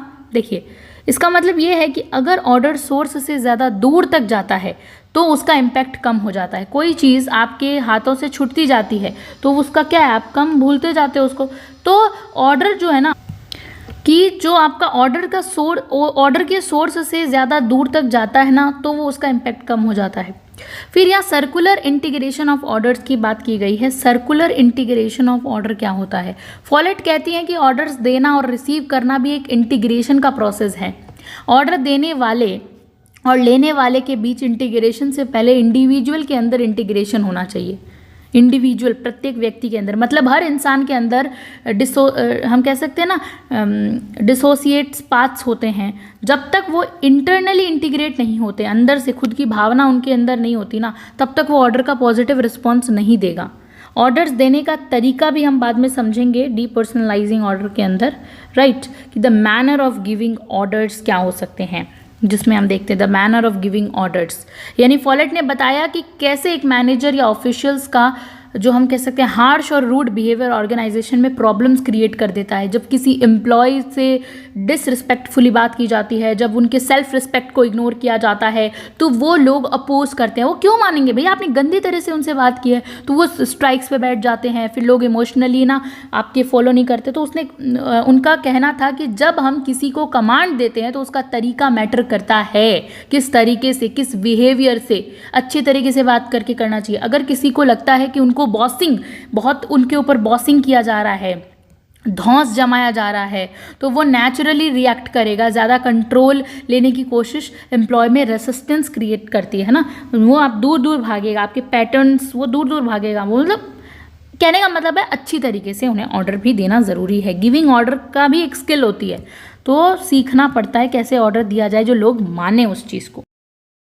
अब हम समझेंगे डीपर्सनलाइजिंग ऑर्डर क्या होते हैं। देखिए, फॉलेट कहती हैं कि ऑर्डर्स देना सिंपल काम नहीं है। जब लोग ऑर्डर्स देते हैं तो वो ऑर्डर्स देना ही बंद कर देते हैं क्योंकि लोग मान नहीं रहे होते हैं। तो फिर या फिर बहुत ज़्यादा अथॉरिटेरियन डिक्टेटर टाइप बन जाते हैं ताकि उनके ऑर्डर्स फॉलो हो सके। या तो कहते हैं कि कोई बात नहीं, या तो ऑर्डर देना ही छोड़ देते, या बहुत ज़्यादा अथॉरिटेरियन बन जाते कि मेरे ऑर्डर्स फॉलो करो। जैसे एक बॉस है, वो जब देखता है कि एम्प्लॉयज़ उसकी बात नहीं सुनते, तो या तो वो ऑर्डर देना ही छोड़ देता है कि जो करना है करो, या फिर छोटी बात में, हर छोटी बात में वो स्ट्रिक्ट हो जाता है कि ऐसा ही करना पड़ेगा तुमको वरना निकल जाओ, है ना। या तो वो बहुत ऑर्डर देना ही छोड़ देता है, स्टॉप गिविंग ऑर्डर्स, या बहुत ज़्यादा अथॉरिटेरियन बन जाता है। फॉलेट का सल्यूशन क्या है अब इस मामले में? फॉलेट किस चीज़ को सजेस्ट करती हैं? वो कहती हैं कि बॉसिज्म से बचने का तरीका है डीपर्सनलाइजिंग द ऑर्डर। वो कहती है कि आप बॉसिज्म से बच कैसे सकते हो जब आप डीपर्सनलाइजिंग कर देते हो ऑर्डर को। यानी कि ऑर्डर किसी पर्सन से डायरेक्टली ना आए बल्कि सिचुएशन से आए। कोई पर्सन ऑर्डर ना दे, कौन दे? सिचुएशन दे। तो लॉ ऑफ सिचुएशन वो यहाँ पर देती हैं। ऑर्डर किसी पर्सन से आना ही नहीं चाहिए, सिचुएशन से आना चाहिए। सबसे पहले प्रॉब्लम को स्टडी करना चाहिए। वो कहती है first of all study the problem को स्टडी करो। उस प्रॉब्लम में लॉ ऑफ द सिचुएशन यानी उसका नेचुरल सोल्यूशन क्या करो? फाइंड आउट करो। नेचुरल सोल्यूशन फाइंड आउट करो। फिर सब लोग मिलके उस लॉ को फॉलो करें। सब लोग मिलके क्या करें? उस लॉ को फॉलो करें। इसमें तुम्हें ऑर्डर्स दे रहा हूं, मैं तुम्हें ऑर्डर दे रहा हूं का एलिमेंट नहीं होता। एक होता ना मैं का भाव, कि मैं तुम्हें ऑर्डर दे रहा हूं का वो एलिमेंट आएगा ही नहीं, क्योंकि पर्सन से ऑर्डर आ ही नहीं रहा है। बल्कि दोनों एक्सेप्ट करते हैं कि सिचुएशन हमसे क्या मांग रही है। अब यहाँ पर सिचुएशन डिमांड करेगी कि सिचुएशन हमसे क्या मांग रही है। एग्जाम्पल से देखिए समझते हैं तब और क्लियरली समझ में आएगा। दो डिपार्टमेंट्स के हेड के बीच कोई काम डिसाइड करना है। कोई डिपार्टमेंट ए है और डिपार्टमेंट बी है, ये दो अलग अलग डिपार्टमेंट के हेड्स हैं और कोई काम डिसाइड करना है। तो दोनों एक दूसरे को ऑर्डर नहीं देते हैं। दोनों क्या करते हैं, एक दूसरे को ऑर्डर नहीं देते हैं। क्यों नहीं देते, बल्कि सिचुएशन देखते हैं, कैसी सिचुएशन, परिस्थिति कैसी है। क्लाइंट का डेडलाइन कल है, मान लीजिए कोई क्लाइंट है, उसका डेडलाइन जो है वो कल का है, तो डिज़ाइन टीम पहले फिनिश करेगी, फिर मार्केटिंग उस चीज़ को पब्लिश करेगी। तो ये डिसीजन सिचुएशन के अकॉर्डिंग हुआ ना, ये डिमांड सिचुएशन की है, ना कि किसी एक बॉस की। दोनों डिपार्टमेंट के बॉस को अपने एक दूसरे को ऑर्डर देने की ज़रूरत ही नहीं पड़ी। सिचुएशन ही ऐसी है कि वो जिसको पता है उसको किसको पहले काम करना है, किसको ऑर्डर पहले फॉलो करना है। तो यहाँ सिचुएशन से आता है ऑर्डर, ये बेस्ट तरीका है। फिर अथॉरिटी का मतलब, यहाँ पर इसका ये नहीं कि अथॉरिटी का मतलब ख़त्म नहीं होता है, अथॉरिटी ख़त्म नहीं होती है किसी की। डीपर्सनलाइजिंग ऑर्डर का मतलब ये नहीं है कि अथॉरिटी का यूज़ नहीं होगा, कोई पावर का यूज़ नहीं होगा, नहीं, ऐसा नहीं है। इसका मतलब है अथॉरिटी ऑफ द सिचुएशन का यूज़ होगा। किसका यूज़ होगा, अथॉरिटी ऑफ द सिचुएशन का यूज़ किया जाएगा यहाँ पे। सिचुएशन, परिस्थिति के हिसाब से। अथॉरिटी भी कब काम करेगी, जैसी परिस्थिति होगी। एग्जाम्पल से समझते हैं कि एक लड़का, कोई भी एक बॉय है, वो अपनी माँ के कहने पर पानी लाने से मना करता है। उसकी मम्मी ने उसे कहा कि जा पानी लेके आना, मना करता है। लेकिन जब देखता है कि उसकी माँ बिजी है, पानी सच में बहुत ज़रूरी है, नहीं ला सकती है या फिर कुछ भी, तो वो खुद लेकर आता है, वो खुद जाता है और पानी लेकर आता है। यहाँ उसने कमांड को इग्नोर किया, लेकिन सिचुएशन को समझा। माँ बीमार पड़ गई तो पानी लाने तो जाना ही पड़ेगा। वैसे तो वो उसकी बात नहीं मान रहा है अपनी मम्मी की, लेकिन देखा मम्मी बीमार है या कुछ भी ऐसा है, तो सिचुएशन ऐसी है कि मेहमान आ गए घर में, अब पानी तो देना पड़ेगा लाके, तो वो लेकर आएगा। क्योंकि उस लड़के ने यहाँ पर किस चीज़ को समझा है, सिचुएशन को समझा है। Situation is a never static. जो सिचुएशन होती है वो कभी भी स्टैटिक नहीं होती है। यानी कि फॉलेट कहती हैं, फॉलेट बोलती हैं कि सिचुएशन कभी भी स्टैटिक नहीं होती, वो हमेशा चेंज होती रहती है। स्टैटिक मतलब स्थिर, एकदम कहते हैं ना फिक्स नहीं होती, सिचुएशन बदलती रहती है। इसलिए ऑर्डर्स भी फिक्स नहीं होने चाहिए, ऑर्डर्स भी फिक्स नहीं होने चाहिए, वो भी सिचुएशन के अकॉर्डिंग बदलने चाहिए, है ना। ऑर्डर्स हमेशा सिचुएशन के अकॉर्डिंग फ्रेश बनेंगे, फ्रेश एकदम न्यू बनेंगे ऑर्डर्स। एक्सटर्नल ऑर्डर्स और सिचुएशन बेस्ड ऑर्डर्स, दो तरह की बात की गई है। एक है एक्सटर्नल ऑर्डर्स और दूसरे हैं सिचुएशन बेस्ड ऑर्डर्स। क्या होता है एक्सटर्नल ऑर्डर, वो समझते हैं। देखिए, एक्सटर्नल ऑर्डर्स जो सिचुएशन से अलग होती हैं, स्लो, हम कह सकते हैं स्लो पड़ जाती है, एक्सटर्नल ऑर्डर्स स्लो पड़ जाती हैं। सिचुएशन बेस्ड ऑर्डर्स अपडेटेड और रेलेवेंट होती है, जो एकदम करंट सिचुएशन के टाइम पर आती है, इसीलिए वो रेलेवेंट भी होती है, करंट भी होती है और वैलिड भी होती है ना। रेलेवेंट, जैसे एक प्रोजेक्ट का प्लान बनाया गया था 1 महीने पहले, कोई एक प्रोजेक्ट है उसका प्लान बनाया गया था 1 महीने पहले। अब क्लाइंट ने रिक्वायरमेंट चेंज कर दी, अब क्लाइंट को कुछ और चाहिए, तो अब क्लाइंट ने जब रिक्वायरमेंट चेंज कर दी, अगर मैनेजर पुराने प्लान के अकॉर्डिंग ही जो ऑर्डर्स फॉलो करेगा तो काम फेल हो जाएगा, क्योंकि भाई क्लाइंट ने बोला है मुझे अब ऐसे नहीं ऐसे चाहिए, उसने कुछ चेंज कर दिया वहाँ पर। तो अब क्या होगा, इसीलिए नए ऑर्डर्स की सिचुएशंस आएगी, नए वो जो मैनेजर है सबको नए ऑर्डर की सिचुएशन सब समझेंगे और करेंगे वैसे काम कंप्लीट। फॉर एग्जाम्पल से समझते हैं ईजी वे में। मान लीजिए शादी है कोई, तो और आपके घर में कोई शादी है, आपको किसी मिठाई वाले को ऑर्डर देना है, स्वीट रेस्टोरेंट में ऑर्डर देना है। फॉर एग्जाम्पल आपने किसी पर्टिकुलर मिठाई के ऑर्डर्स दे दिए, हम सपोज बहुत लोकल, हमने 400 पीस रसगुल्ले के ऑर्डर दे दिए। अब आपकी डिमांड ऐसी थी कि आपको अब मिठाई वाले को बोलना है नहीं भैया, हमें तो 400 पीस रसगुल्ले के जगह 400 पीस कुछ और काजू कतली चाहिए, है ना। तो वहाँ पर अब मिठाई वाले को क्या, अब वो अगर रसगुल्ले देगा तो फिर भाई क्लाइंट खुश नहीं होगा, उसने तो भाई तुरंत रिक्वायरमेंट एन वक्त पे चेंज कर दी अपनी। तो अब उस मिठाई वाले को, जो रेस्टोरेंट का मालिक है, उसको 400 पीस रसगुल्ले की जगह काजू कतली ही बनवानी पड़ेगी। तो वो ऑर्डर्स देगा अपने कारीगर वगैरह को कि ऐसा बनाओ, है ना। तो ये एक यहाँ पे सिचुएशन के अकॉर्डिंग ऑर्डर्स आ रहे हैं। फिर एक बात आती है people being, recent being under someone. देखिए लोग नहीं चाहते कि उन्हें लगे कि वो किसी के नीचे काम कर रहे हैं, वो चाहते हैं कि वो किसी के साथ काम कर रहे हैं। विद मतलब किसी के नीचे काम करना कोई नहीं चाहता है आज, वो सबके साथ में काम करना चाहता है। वो चाहते हैं कि वो किसी के साथ काम करे। विद का सेंस फंक्शनल यूनिटी लाता है और सेल्फ रिस्पेक्ट बढ़ाता है ना। विद का क्या है, फंक्शनल यूनिटी लाता है, सेल्फ का फंक्शनल यूनिटी और सेल्फ एक इंपॉर्टेंस की मुझे भी इंपॉर्टेंस मिल रही है। देखिए, अगर बॉस बोले तुम मेरे अंडर काम करते हो, क्या करते हो, अंडर काम, मेरे नीचे काम करते हो, तो एम्प्लॉय को फील क्या करवाएगा कि वो बहुत इन्फीरियर है।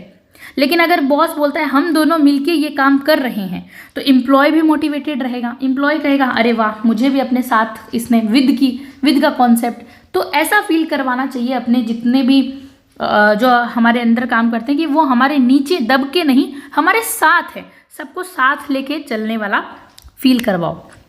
बहुत इजी है कि पावर जो है वो विद के साथ रहे, राइट, मतलब हम मिल के काम कर रहे हैं।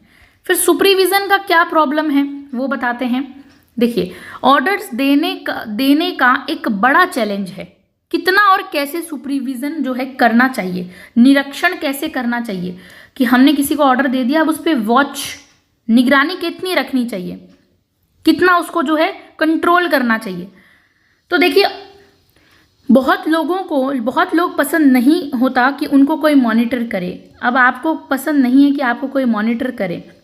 फॉर एग्जाम्पल, आपका ऑफिस है, उस पर सीसीटीवी कैमरा है, वो हमेशा जो बॉस है आपको सीसीटीवी कैमरा के द्वारा देखता रहता है और आप कुछ बैठे हो तो फ़ोन करके बोल रहा है अरे भाई बैठे क्यों, काम करो। इतना ज़्यादा अगर आपको रिस्ट्रिक्शन लगाया जाएगा तो वो आपको पसंद नहीं आएगा, है ना। तो बहुत लोगों को ये पसंद नहीं होता कि उन्हें कोई मॉनिटर करे, सुपरवाइज करे। लेकिन सुपरविज़न ज़रूरी है ताकि काम होता रहे, वरना अगर सुपरविज़न नहीं होगा, निरीक्षण नहीं होगा तो पता कैसे चलेगा कौन काम कर रहा है या कौन नहीं कर रहा है। हम एक रेस्टोरेंट का ही एग्जाम्पल लेते हैं, बहुत प्रैक्टिकल एग्जाम्पल लेंगे। कोई रेस्टोरेंट है, अब उसमें जो वहाँ के जो शेफ्स वगैरह होते हैं वो काम नहीं कर रहे हैं, ऊपर बैठे हैं, बस सो रहे हैं। अब जो रेस्टोरेंट का मालिक है वो सीसीटीवी कैमरा लेकर उन्हें नहीं बताएगा कि अरे तुमको ये ऑर्डर दिया है, ये फॉलो करो या फिर ये काम करो, इतने का ऑर्डर आया है, इतने बजे का ऑर्डर आया है, तो वो उनकी बात भी नहीं मानेगा। हाँ, लेकिन जब वो फ़ोन करके उन्हें बोलेगा कि तुम ऊपर बैठ के कर क्या रहे हो, काम करो, भले ही उनको पसंद ना हो, उन्हें बहुत बिल्कुल अच्छा नहीं लगता कि उन पर कोई सुपरवाइज करता है, निरीक्षण करता है, कंट्रोल करता है, लेकिन ज़रूरी भी होता है, वरना वो लोग क्या होंगे, बहुत आलसी बन जाएंगे, कुछ नहीं करेंगे, है ना, नॉर्मल। तो बार बार ऑर्डर देना ये भी ज़रूरी होता है, लेकिन बहुत से संगठनों में बहुत से लोगों को पसंद नहीं होता। यहाँ इंटीग्रेशन कैसे करें, अब यहाँ पे सुपरविजन में इंटीग्रेशन कैसे करें ताकि लोगों को भी पसंद आ जाए और कंट्रोल भी अच्छा हो और काम भी अच्छा हो। तो यहाँ इंटीग्रेशन कैसे पॉसिबल है, ठीक है, तो ये समझना हमें ज़रूरी होता है कि पॉइंटिंग आउट मिस्टेक्स एंड मिसकंडक्ट्स, यहाँ पे कहा गया है पॉइंट आउट करो कि कहाँ गलती हो रही है, कहाँ मिसबिहेवियर हो रहा है, मिस्टेक्स हो रही है। दूसरा प्रॉब्लम आती है कि गलती या मिसकंडक्ट कब और कैसे पॉइंट आउट करें। तो फॉलेट कहती हैं सुपरविजन सिर्फ मॉनिटरिंग के लिए नहीं होना चाहिए, आप किसी के ऊपर नज़र रखने के लिए, स्क्रूटनी बनाए रखने के लिए सिर्फ सुपरविजन मत करो, बल्कि कुछ अचीव करने के लिए भी होना चाहिए, रिजल्ट अचीव करने के लिए भी सुपरविजन होना चाहिए। यानी कि जब भी गलती बतानी हो उस तरह से, उस वक्त और उस एनवायरनमेंट में बतानी चाहिए जहाँ से सबॉर्डिनेट को रियल एजुकेशन मिले। अब आपको किसी सबॉर्डिनेट को कुछ गलती बतानी है, ऐसे एनवायरनमेंट में बताओ जहाँ से उसको सीख मिले, एजुकेशन मिले, कि वो दोबारा वो गलती को न दोहराए, है ना। जलील करना या फिर किसी के सबके सामने उसे इंसल्ट करना, ये सब नहीं करना चाहिए। जब भी गलती बतानी हो ऐसे ही बतानी चाहिए। मान लीजिए एक शेफ़ का असाइनमेंट, कोई भी शेफ़ है, उसका असिस्टेंट गलत तरीके से डिश बना रहा है, तो शेफ़ उस वक्त क्लेमली समझा सकता है कि करेक्ट मेथड क्या है ताकि वो नेक्स्ट टाइम बेटर बनाए। सिर्फ चिल्ला कर काम नहीं आएगा, काम नहीं करना है, चिल्ला कर बोलो ऐसे बनाओ ऐसे नहीं, तब वो काम नहीं करेगा। तो इसी वे में हम समझ सकते हैं, फॉलेट का कहना है कि ऑर्डर्स पर्सनल ना लगने चाहिए ना सिचुएशन से आने चाहिए, बल्कि सिचुएशन से आने चाहिए। पर्सनल से एक व्यक्ति ऑर्डर ना दे, सिचुएशन ऑर्डर्स दे। ऑर्डर हमेशा अपडेटेड और सिचुएशन बेस्ड होने चाहिए। People should feel they are working with someone not under them. Supervision जरूरी है, लेकिन ऐसा हो जो काम इम्प्रूव करे और सिखाए नए नए तरीकों को, राइट। अब हम पढ़ते हैं पावर, अथॉरिटी और कंट्रोल के ऊपर मैरी पार्कर फॉलेट क्या कहती हैं। तो देखिए, फॉलेट ने पावर, कंट्रोल और अथॉरिटी के इश्यूज पे बहुत डीप और ओरिजिनल इंसाइट दी है, ऐसी दृष्टि दी है जो कि बहुत वास्तविक लगती है। वो क्या है? पावर का मीनिंग वो बताती हैं, पावर का मीनिंग बताती हैं कि power is the ability to make things happen, to be a casual agent, to initiate change. इसका मतलब पावर वो कैपेसिटी टू प्रोड्यूस, जो तुम चाहते हो वो रिजल्ट लाना। पावर क्या है? पावर इक्वल टू जो तुम चाहते हो वो रिजल्ट लेकर आना। एक कैपेसिटी है, पावर एक ऐसी कैपेसिटी है जिससे तुम जो प्रोड्यूस करना चाहते हो वो कर लेते हो, जो रिजल्ट लाना चाहते हो वो लेकर आते हो। ये एक इंस्टिंक्टिव अर्ज है जो हर ह्यूमन बीइंग में होती है। इसे एक इंस्टिंक्टिव अर्ज कहा है। एग्जाम्पल के तौर पे अगर समझे तो एक टीचर के पास पावर होती है कि वो अपने स्टूडेंट्स का थिंकिंग डेवलप कर सके, उनका रिजल्ट चेंज कर सके। अगर एक टीचर बहुत अच्छा पढ़ाता है तो उसके जो स्टूडेंट्स हैं वो भी, उनकी थिंकिंग भी अच्छी होगी और वो उस चीज़ को डेवलप करके अपना खुद का भला भी कर सकते हैं अच्छा result locker. Power over versus power with का कॉन्सेप्ट देती हैं फिर फॉलेट, बताती हैं कि पावर ओवर और पावर विद क्या होता है। पावर ओवर और पावर विद क्या होता है? तो देखिए, यहाँ कोअर्सिव पावर यानी फियरफुल तरीके से, ये भी, इसका भी यूज किया गया है। एक पावर विद और पावर ओवर को हम लोग पहले समझ लेते हैं, राइट। देखिए, पावर ओवर का मतलब क्या है?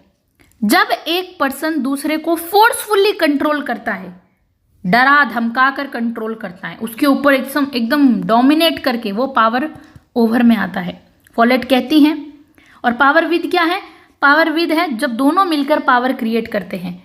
कोएक्टिव पावर की बात की गई है, कोएर्सिव पावर एंड कोएक्टिव पावर, दोनों मिलके काम कर रहे हैं अच्छे से। तो फॉलेट कहती हैं पावर विद ज़्यादा अच्छा है।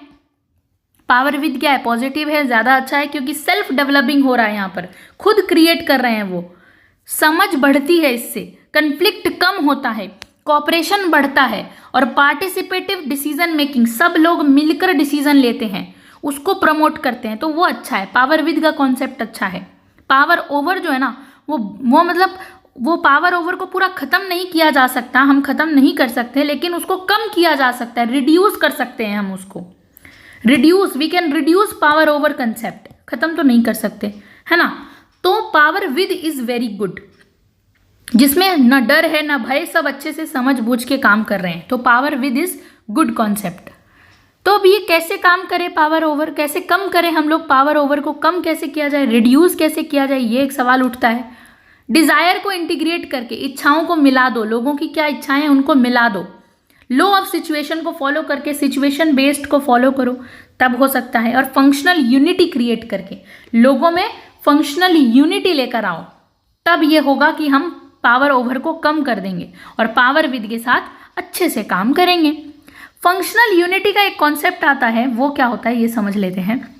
फंक्शनल यूनिटी का कॉन्सेप्ट क्या है? हर पर्सन के पास अपना एक फंक्शन होता है, अपना एक काम होता है, अपनी एक कोई भी वर्क होता है हर पर्सन के पास। उस फंक्शन के साथ उसके पास अथॉरिटी और रिस्पॉन्सिबिलिटी भी होनी चाहिए। सिर्फ फंक्शन है, काम है नहीं, उसके साथ उसको जिम्मेदार भी बनना पड़ेगा। और क्या होना पड़ेगा? उसके पास उसका अधिकार भी है तो जिम्मेदारी भी है। यानी कि अगर एक हॉस्पिटल में हेड नर्स के पास पेशेंट केयर का फंक्शन है तो उसके पास अथॉरिटी भी होनी चाहिए कि वो स्टाफ को अलोकेट करे, और रिस्पॉन्सिबिलिटी की पेशेंट की सेफ्टी भी रहनी चाहिए, ये दोनों उसके पास होनी चाहिए। मतलब कि फंक्शनल यूनिटी यानी काम के साथ साथ अथॉरिटी और रिस्पॉन्सिबिलिटी साथ साथ चलनी चाहिए, है ना, ये भी ज़रूरी है। पावर का क्या सोर्स है?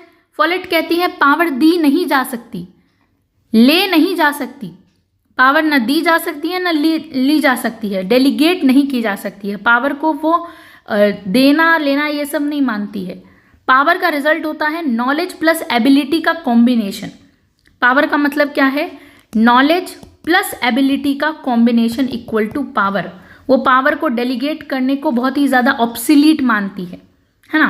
पावर कभी भी दी या ली नहीं जा सकती है। पावर का रिजल्ट होता है नॉलेज एबिलिटी का कॉम्बिनेशन। हम बस ऐसे कंडीशंस क्रिएट कर सकते हैं जहां लोग अपनी पावर डेवलप कर सकें। वो पावर के डेवलपमेंट की बात करती है। ओके, एक जूनियर एम्प्लॉय को तुम तभी पावर दे सकते हो ना जब उसको ट्रेनिंग, रिसोर्सेज और अपॉर्चुनिटीज दो ताकि वो अपनी स्किल को बिल्ड कर सके। उसके पास स्किल होगी तो पावर अपने आप आ जाती है ना। अब यहाँ पे अथॉरिटी का मतलब क्या है? अथॉरिटी क्या होती है? फॉलेट कहती हैं authority as vested as power, यानी right to develop exercise power. Authority equal to vested power. Authority क्या है अपने आप में? वो जिसमें पावर होती है, यानी राइट टू डेवलप और एक्सरसाइज पावर। अगर अथॉरिटी सिर्फ पोजीशन पे बेस्ड हो या स्टेटस पे हो कि आपकी कोई कुर्सी है उस पर आपके पास पूरी पावर है, तो वो हमारी डिग्निटी को हर्ट करती है और फ्रिक्शन को क्रिएट करती है। ऐसा नहीं होना चाहिए। ट्रू अथॉरिटी सिचुएशन और फंक्शन से आती है, न कि चीफ एग्जीक्यूटिव से। वो मानती है कि कोई पर्सन से नहीं आती है अथॉरिटी। वो ट्रू अथॉरिटी जो होती है ना, वो फंक्शंस, काम करने से आती है। वो कहती है कि काम करने से अथॉरिटी आती है, फंक्शंस, काम करो, उससे अथॉरिटी आती है। कोई कुर्सी से नहीं मिलती है। चीफ एग्जीक्यूटिव भी तो निठल्ला बैठ सकता है और कोई नीचे का कलर की बहुत ज़्यादा काम कर सकता है, तो ये नहीं है। और रियल अथॉरिटी ऐसे तो होती है, लेकिन ट्रू अथॉरिटी की बात की गई यहाँ पे। असली सत्ता वो काम करने से आती है। इसीलिए सेंट्रल अथॉरिटी को रिप्लेस करो और अथॉरिटी ऑफ फंक्शन से अथॉरिटी को लेकर आओ। काम से अथॉरिटी होनी चाहिए। जहां पर पर्सन के पास अपने अलोकेटेड फंक्शन में फाइनल अथॉरिटी होती है, उसको डेवलप करो। अथॉरिटी का कन्फर्मेंट देना डेलीगेशन नहीं होता है। वो बताती हैं अथॉरिटी का कन्फर्मेंट देना it's not delegation. Delegation of authority एक ऑब्सोलीट, पुरानी, बेकार कंसेप्ट बताया है उसने। ऑब्सोलीट, पुराना, बेकार कंसेप्ट बताया है कि आप अथॉरिटी को डेलीगेट करते हो ना, बांट देते हो, तो ये एक बहुत ज़्यादा ऑब्सोलीट, पुराना सा, बेकार सा कंसेप्ट बताया एमपी फॉलेट ने। याद रखने की बात है, ये बहुत इंपॉर्टेंट।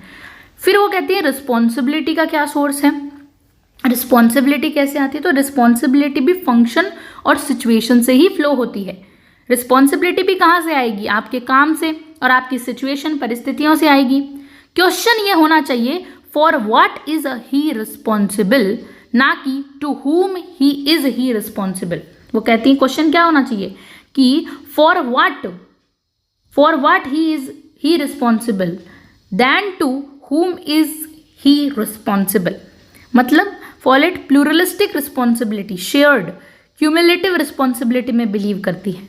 शेयर्ड रिस्पॉन्सिबिलिटी में बिलीव करती है। अल्टीमेट रिस्पॉन्सिबिलिटी तो एक इल्यूजन बताती है। वो अल्टीमेट रिस्पॉन्सिबिलिटी जिसके पास होती है ना, वो उस कॉन्सेप्ट को तो इल्यूजन बताती है फॉलेट। शेयर्ड रिस्पॉन्सिबिलिटी जो होती है वो अच्छी है। एक प्रोजेक्ट टीम में सबका अपना अपना रोल और रिस्पॉन्सिबिलिटी होता है। सिर्फ एक लीडर को फाइनल ब्लेम देना ये बहुत अनरियलिस्टिक है। प्रोजेक्ट खराब हो गया, आप लीडर को ब्लेम करोगे ना, तो ये गलत बात है, क्योंकि भाई प्रोजेक्ट पे बहुत सारे लोगों ने मिलके काम किया है। पूरी टीम को ब्लेम करो आप, किसी पर्टिकुलर व्यक्ति को ब्लेम करना इट्स वेरी अनरियलिस्टिक, अच्छा नहीं है ये। कंट्रोल का कंसेप्ट क्या है? कंट्रोल के बारे में एमपी फॉलेट क्या बोलती है? देखिए, क्लासिकल थिंकर्स तो हम कह सकते हैं, मतलब बॉस कंट्रोलिंग पीपल थे, मैन कंट्रोल, कि क्लासिकल थिंकर्स यही मानते हैं कि मैन को कंट्रोल करो। लेकिन फॉलेट कहती हैं फैक्ट कंट्रोल, यानी फैक्ट डिसाइड कंट्रोल होना चाहिए, और को रिलेटेड कंट्रोल, यानी कंट्रोल जो है वो कहते हैं कि जो कंट्रोल है वो अलग अलग पॉइंट्स पे कोऑर्डिनेट हो। जैसे कि fact situation to situation change होते हैं। फैक्ट जो है सिचुएशन से चेंज होते हैं, इसीलिए कंट्रोल जो है वो फैक्ट के बेस्ड पर होना चाहिए। सेंट्रल कंट्रोल बहुत कॉम्प्लेक्स सिचुएशन में काम नहीं करता। जो सेंट्रल से कंट्रोल होता है ना, वो बहुत ही कॉम्प्लेक्स सिचुएशन पे काम कभी भी नहीं करता। कंट्रोल मैकेनिज्म ऑर्गेनाइजेशन के अलग अलग पॉइंट्स को रिलेट होने चाहिए।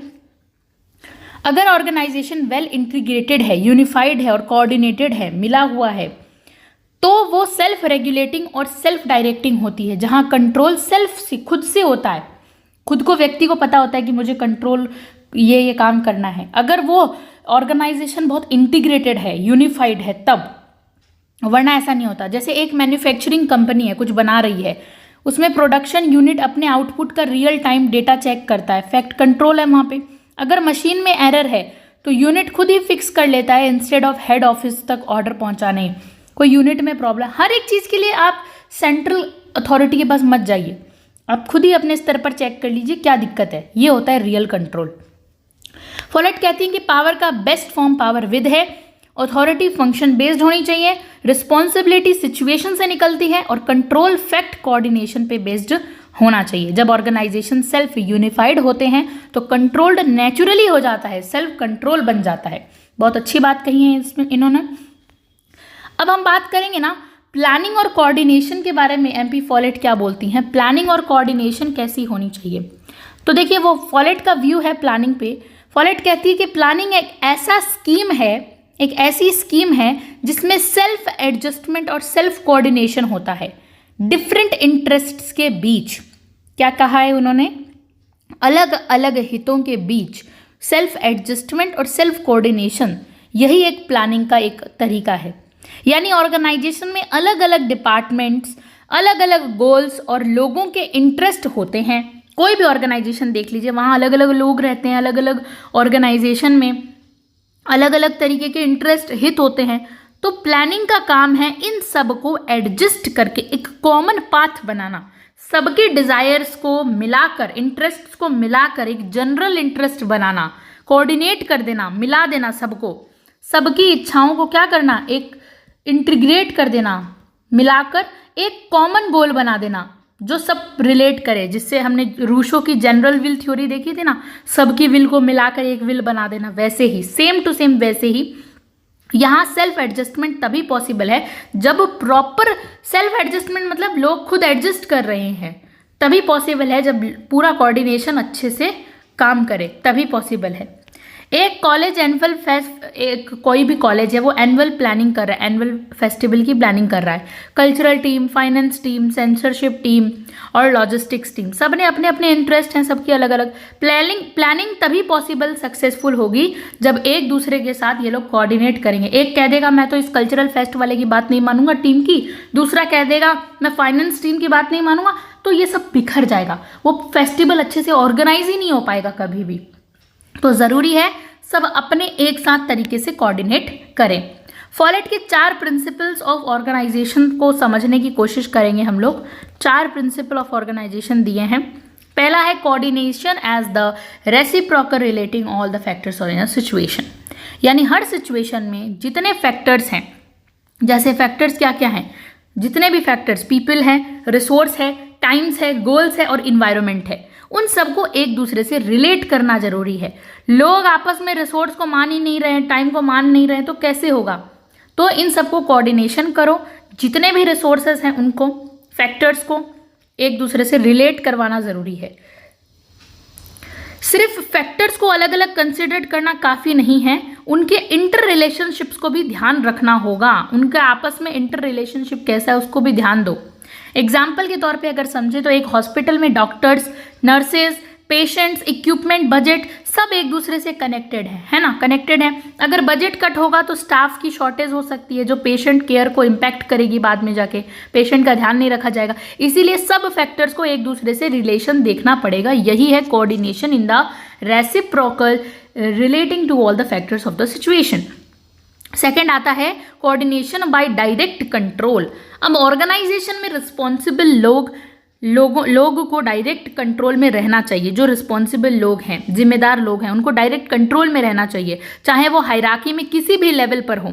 हॉरिजेंटल कम्युनिकेशन यानी क्या होता है, सेम लेवल पर कम्युनिकेशन पर बात करना उतना ही इंपॉर्टेंट है जितना vertical chain of command, top से बॉटम आता है जो ऑर्डर वगैरह, उतना ही है कि हॉरिजॉन्टली भी कम्युनिकेशन उतना ही बढ़िया तरीके से चलना चाहिए। अगर प्रोडक्शन डिपार्टमेंट का हेड को मार्केटिंग हेड से बात करनी है, कोई भी एक हेड है प्रोडक्शन डिपार्टमेंट का, उसको मार्केटिंग टीम के हेड से बात करनी है, तो उसे परमिशन लेने की ज़रूरत नहीं होनी चाहिए कि पहले सीईओ से बात करो। दोनों डायरेक्टली कांटेक्ट कर सकते हैं, प्रॉब्लम सॉल्व कर सकते हैं। तो यहाँ पे डायरेक्ट कंट्रोल होना ज़रूरी है बहुत ज़्यादा। फिर है third, coordination in the early stages.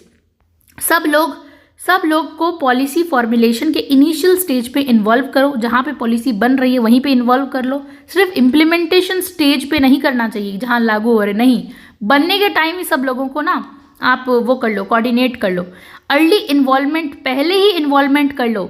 उससे क्या है, मोटिवेशन और मोरल जो होता है, लोगों का मनोबल दोनों ही बढ़ता है, क्योंकि लोगों को फील कराता है कि आपके जो ओपिनियन है वो उनको वैल्यू दी जा रही है, कि भाई आपको तो पॉलिसी के बनते टाइम ही आपको शामिल कर लिया गया है ग्रुप के अंदर, तो एक उनको अच्छा फील होता है। इससे मोटिवेशन और मोरल दोनों बढ़ता है लोगों का। फोर्थ है कोऑर्डिनेशन एज अ कंटिन्यूटिंग प्रोसेस, यानी कि हम देख सकते हैं कोऑर्डिनेशन हम कह सकते हैं एक बार का काम नहीं है कि एक बार आपने कर लिया हो गया, ये कंटिन्यूअस प्रोसेस है, निरंतर चलता रहना चाहिए। यानी कि हम कह सकते हैं प्लानिंग, पहले जो कोऑर्डिनेशन है इज अ कंटिन्यूटिंग प्रोसेस, याद रखेंगे C=C। Coordination is a continuing process, coordination चलता रहना चाहिए। प्लानिंग हो, एक्टिविटी, नेक्स्ट प्लानिंग, इस पूरे साइकिल में कोऑर्डिनेशन होना चाहिए। कोई प्लानिंग हो रही है, फिर एक्टिविटी हो रही है, फिर नेक्स्ट प्लानिंग, फिर से एक्टिविटी, तो कोऑर्डिनेशन ज़रूरी है। इसके लिए परमानेंट मशीनरी सिस्टम होना चाहिए, हर स्टेज में कोऑर्डिनेशन को इंश्योर करे। वो ऐसी कोई परमानेंट मशीनरी वाली सिस्टम बना दो जो कोऑर्डिनेशन को इंश्योर करे, कि कोऑर्डिनेशन कभी भी खत्म ना हो, लोग अपने आप से कोऑर्डिनेट करना कभी खत्म ना कर दे। समन्वय जरूरी है। ये 4 चीज़ें हमने देखी, ऑर्गेनाइजेशन में कोऑर्डिनेशन बहुत इंपॉर्टेंट है फर्दर प्लानिंग्स के लिए, right. Importance of continuous coordination की इंपॉर्टेंस क्या है? फॉलेट कहती है कि कंटिन्यूस रिसर्च पे बेस्ड एक्यूरेट इन्फॉर्मेशन बहुत इंपॉर्टेंट है। ये इन्फॉर्मेशन खुद एक टाइप का कंट्रोल बन जाता है, क्योंकि अगर इन्फॉर्मेशन एक्यूरेट और एक्सेप्टेड है, लोगों के द्वारा स्वीकार की गई है, तो लोग नेचुरली उसके अकॉर्डिंग ही काम करेंगे। लोगों को पता होगा कि ये भाई स्वीकार है, सबको पता है कि ये ज़रूरी है, इंपॉर्टेंट है, तो अपने आप ही काम करेंगे। फॉर एग्जाम्पल, एक रिटेल कंपनी के पास रियल टाइम सेल्स का डेटा है, तो वो अपने जो स्टोर के स्टॉक डिसीजंस उस डेटा के बेसिस पर लेते हैं। एक्यूरेट डेटा होने से अननेसेसरी मिस्टेक्स क्या है, अवॉइड हो जाती है, तो फालतू की मिस्टेक्स नहीं होती। एक्यूरेट डेटा है तो पता होना चाहिए कि क्या है, importance is very important, right. Importance है इंफॉर्मेशन की। फिर हम बात करते हैं लीडरशिप की। लीडरशिप के बारे में एमपी फॉलेट क्या बताती हैं? तो देखिए, लीडरशिप के बारे में कहती हैं एमपी फॉलेट कहती हैं कि पुराने ज़माने का लीडरशिप का कॉन्सेप्ट बदल रहा है आज, क्योंकि ह्यूमन रिलेशंस का कॉन्सेप्ट चेंज हो गया है ना, और मैनेजमेंट में नए डेवलपमेंट्स आ गए हैं। पुराना क्या आइडिया था? ओल्ड आइडिया यही था, एक लीडर होगा, वो सिर्फ प्रेसिडेंट या डिपार्टमेंट का हेड होगा, उच्च अधिकारी होगा। कोई लीडर वही होता है जो प्रेसिडेंट होता है या हेड होता है। ये ओल्ड आइडिया था, पुराना आइडिया था ये। फॉलेट का आइडिया क्या कहता है? फॉलेट कहती है लीडर वो जो पूरी सिचुएशन को समझ सके। लीडर कौन है? जो सिचुएशन को समझ सके, उसका पर्पस और पॉलिसी से रिलेशन समझ सके, कि लीडर वही, अच्छा लीडर वही है जो पर्पस, उद्देश्य को समझ सके, पॉलिसी के साथ उसका रिलेशन समझ सके कि क्यों नीति बनाई जा रही है, इसका रिजल्ट क्या आएगा वो देखा जाए, और उस सिचुएशन से अगले स्टेज में स्मूथली ट्रांजिशन क्या करना है वैसे पता हो उसको, कि वो जो पॉलिसी बनी है उसका रियल में स्मूथली ट्रांजिशन करा सके। ऐसा लीडर होना चाहिए जो समझ सके। लीडर्स की क्वालिटी बताती हैं फॉलेट, वो कहती हैं कि लीडर वो हो जो अपने ग्रुप को एनर्जाइज करे, एक एनर्जी से भर दे, एनर्जाइज करे, इनिशिएटिव इनकरेज करे, अलग अलग तरीके के इनिशिएटिव्स जो ले रहे हैं उनको बहुत प्रोत्साहित करे, इनकरेजमेंट देना, हर मेंबर से उनका बेस्ट कंट्रीब्यूशन निकाल सके। ऐसा लीडर्स जो प्रोडक्शन की एकदम हर मेंबर से प्रोडक्शन निकाल सके, ऐसा लीडर होना चाहिए। ऑर्डर्स को सिचुएशन का नेचुरल पार्ट दिखाए, यानी मैं तुम्हें ऑर्डर दे रहा हूं नहीं, बल्कि सिचुएशन कह रही है ऐसा करना पड़ेगा, क्या करे, मतलब इस तरह से कि मैं तुम्हें ऑर्डर दे रहा हूं तुम करो, नहीं, ऐसा नहीं होना चाहिए। हाँ भाई सिचुएशन ही ऐसी है, अब तो आपको करना ही पड़ेगा, थोड़ा पोलाइट वे में, राइट। एक्सपीरियंसेस के इसेंशियल पॉइंट्स को ग्रैप्स कर सके, कि ज़रूरी क्या है उस चीज़ को देख सके, भांप सके, अनुभव के आधार पर। सिचुएशन एज अ होल को समझे, सिचुएशन क्या बोल रही है टोटली, एज अ होल को समझने वाला होना चाहिए। सिचुएशन एज अ होल को समझने वाला होना चाहिए। पूरे हम कह सकते हैं रिलेटेडनेस को सबसे क्लियर वे में देख सके पूरे तरीके से, एक हार्मोनियस यूनिटी क्रिएट करके और उसको वर्केबल बना सके। हार्मोनियस मतलब सद्भाव तरीके से। जैसे कि अगर एक एनजीओ फ्लड रिलीफ, कोई बाढ़ आ जाती है, फ्लड रिलीफ का काम कर रहा है, फ्लड से निजात पाने के लिए कोई काम कर रहा है, तो लीडर सिर्फ रिसोर्सेज डिस्ट्रीब्यूट नहीं करता है। जो लीडर होता है वो सिर्फ रिसोर्स बांट दिया लोगों को, बाढ़ पीड़ितों को नहीं करता है, बल्कि वो टीम मेंबर्स के स्ट्रेंथ्स को समझता है, उनके राइट टास्क देता है उनको, और सिचुएशन के हिसाब से काम करने पर सीक्वेंस से सेट करता है। हर एक चीज़ को समझता है वो। खाली आपने रिसोर्स को बांट दिया वही हो गया क्या आपका काम? नहीं, हर चीज़ को देखो। लीडर हर लेवल पे हो सकता है। वो कहती हैं लीडर जो है हर लेवल पर हो सकता है। MP फॉलेट कहती हैं लीडर्स सिर्फ टॉप पोजीशंस पर नहीं होते, बल्कि पूरे ऑर्गेनाइजेशन में अलग अलग लेवल्स पे मिलते हैं। हर लेवल पे कोई ना कोई लीडर रहेगा। लीडर के क्रिटिकल फंक्शंस भी बताए हैं इन्होंने। फॉलेट ने 3 मेन फंक्शंस बताए हैं कि लीडर के 3 मेन फंक्शंस क्या क्या होते हैं। सबसे है ज़रूरी कोऑर्डिनेशन करना, सब काम और लोगों को अलाइन करना, सब काम को कोऑर्डिनेट करना और लोगों को भी साथ में लेकर आना, अलाइन करना। डेफिनेशंस ऑफ पर्पस की बात की गई है। डेफिनेशन ऑफ पर्पस का मतलब है, डेफिनेशन ऑफ पर्पस यानी क्लियर गोल सेट करना और एंटिसिपेशन, आने वाले सिचुएशन को पहले से ही समझ के प्लान बनाना, ग्रुप के एक्सपीरियंस को ऑर्गेनाइज करके उसे पावर में ट्रांसफॉर्म करना, ये होता है इम्पोर्टेंट। ठीक है। अब लीडर्स जो है वो बॉर्न नहीं होते, बनाए जाते हैं। ये इस बात पर भी वो बात करती हैं। फॉलेट कहते हैं कि लीडर सिर्फ जन्म से नहीं बनते, बल्कि एजुकेशन, ट्रेनिंग से भी बनाए जा सकते हैं। स्पेशली ऑर्गेनाइजेशन और मैनेजमेंट ट्रेनिंग के थ्रू हम लीडर्स को क्रिएट कर सकते हैं। लीडरशिप के टाइप्स बताए हैं MP फॉलेट ने। फॉलेट ने 3 टाइप की लीडरशिप बताई है। लीडरशिप ऑफ पोजीशन, यानी लीडरशिप ऑफ पोजीशन का मतलब क्या है? जब लीडर के पास फॉर्मल अथॉरिटी होती है, ऑफिशियल कोई पोस्ट होती है, जैसे कोई कंपनी का CEO अपनी पोजीशन के पावर से लीड करता है। तो लीडरशिप ऑफ पर्सनालिटी की सेकंड में वो बात करती हैं, जब लीडर अपनी स्ट्रांग पर्सनालिटी, अपने चार्म से, अपने फोर्सफुल नेचर से लोगों को इन्फ्लुएंस करता है, प्रभावित करता है। एक कैरिज्मेटिक स्पीकर जो अपने पैशन और कम्युनिकेशन स्किल से लोगों को मोटिवेट करता है, वो हो गई लीडरशिप ऑफ पर्सनालिटी। फिर आती है लीडरशिप ऑफ फंक्शन, अपने काम से, फंक्शन से, अपने काम से। जब लीडर के पास एक्सपर्ट नॉलेज होती है, अच्छी नॉलेज होती है, स्पेसिफिक सिचुएशन में वो सबसे ज़्यादा रेलेवेंट होती है। ऐसे लीडर्स के ऑर्डर्स हाई रैंक ऑफिसर्स को भी फॉलो करने पड़ते हैं। जब लोग काम करते हैं ना, रियल वाला काम, तो लोगों को माननी पड़ती है उनकी बात। एग्जाम्पल के तौर पे समझते हैं कि डिस्पैच क्लर्क सुपरिटेंडेंट को ऑर्डर दे सकता है कि कब डिस्पैच करना है, या स्टोर्स क्लर्क परचेजिंग हेड को ये बता सकता है कि कब स्टॉक लेना है, क्योंकि वो सिचुएशन का स्पेशलिस्ट है। वो बता सकता है अपने ऊपर वाले ऑर्डर्स करने वाले को, क्योंकि उसे पता है रियल में काम कहाँ हुआ है, क्या नहीं हुआ है। तो ये अब हम देख सकते हैं इम्पॉर्टेंट शिफ्ट को, जैसे पर्सनालिटी से फंक्शन की ओर जाना, पर्सनालिटी से फंक्शन की ओर जाना। यानी फॉलेट कहती है कि पर्सनालिटी का रोल इंपॉर्टेंट है, लेकिन आज के मॉडर्न ऑर्गेनाइजेशन में लीडरशिप ऑफ फंक्शन वो ज़रूरी मानती है, लीडरशिप ऑफ फंक्शन को ज़्यादा, लीडरशिप ऑफ फंक्शन ज़्यादा इंपॉर्टेंट हो रहा है आज के सिनेरियो में। अगर हम देखें, ऑर्गेनाइजेशन फ्लेक्सिबल होनी चाहिए ताकि नॉलेज टेक्निक्स वाले लोग सिचुएशन कंट्रोल कर सकें, चाहे उनकी फॉर्मल रैंक हाई हो या ना हो। किनका राज होना चाहिए, कौन लीड करेगा? वही लोग लीड करेंगे जो वास्तव के अंदर जो है ना, जिनके पास नॉलेज है। तो लीडरशिप ऑफ फंक्शंस की बात MP फॉलेट ने कही है कि ये ज़्यादा इंपॉर्टेंट होना चाहिए। लिंक टू सिचुएशनल अप्रोच से इसकी लिंक कैसी है?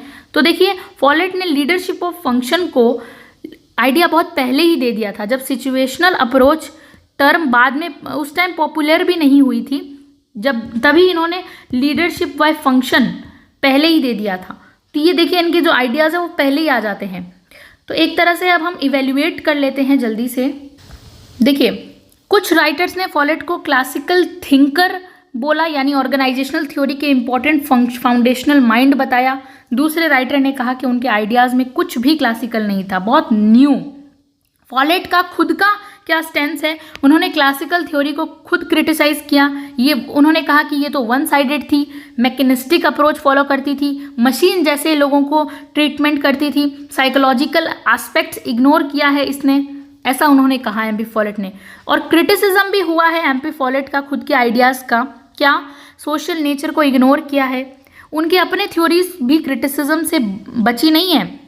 उन्होंने कहा है कि लोगों ने कहा कि सोशल नेचर को इग्नोर किया। उन्होंने ऑर्गेनाइजेशन के मैनेजमेंट में इन्वॉल्व्ड सोशल प्रोसेसेस को पूरी तरह से एड्रेस नहीं किया। इंटीग्रेशन का जो कंसेप्ट है वो इलसरी है, यानी कि बोला गया है। कुछ क्रिटिक्स ने कहा कि उनका जो इंटीग्रेशन का आइडिया ना वो प्रैक्टिकल रियलिटी में मुश्किल, बहुत अनरियलिस्टिक है।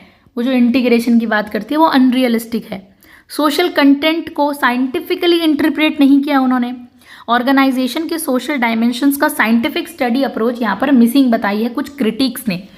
ठीक है, अब बैकर्स का ऑब्जर्वेशन अगर हम देखें, बैकर क्या कहते हैं। स्कॉलर बैकर ने कहा फॉलेट एक सिस्टमेटिक राइटर नहीं थी। उन्होंने कहा फॉलेट जो है एक सिस्टमेटिक राइटर नहीं थी, आइडियाज़ इंटरेस्टिंग थे। उन्होंने कहा जो फॉलेट है उसके आइडियाज़ तो बहुत इंटरेस्टिंग थे, लेकिन पर वो उनको रैंडम तरीके से प्रेजेंट कर रही हैं, कुछ भी दे रही हैं, कभी भी दे रही हैं। इस वजह से उनके थॉट्स थ्रेड ऑफ कंसिस्टेंसी की यहाँ पर बात की गई है। What is thread of consistency? यानी लगातार एक क्लियर लॉजिकल फ्लो। उनको पकड़ना मुश्किल था।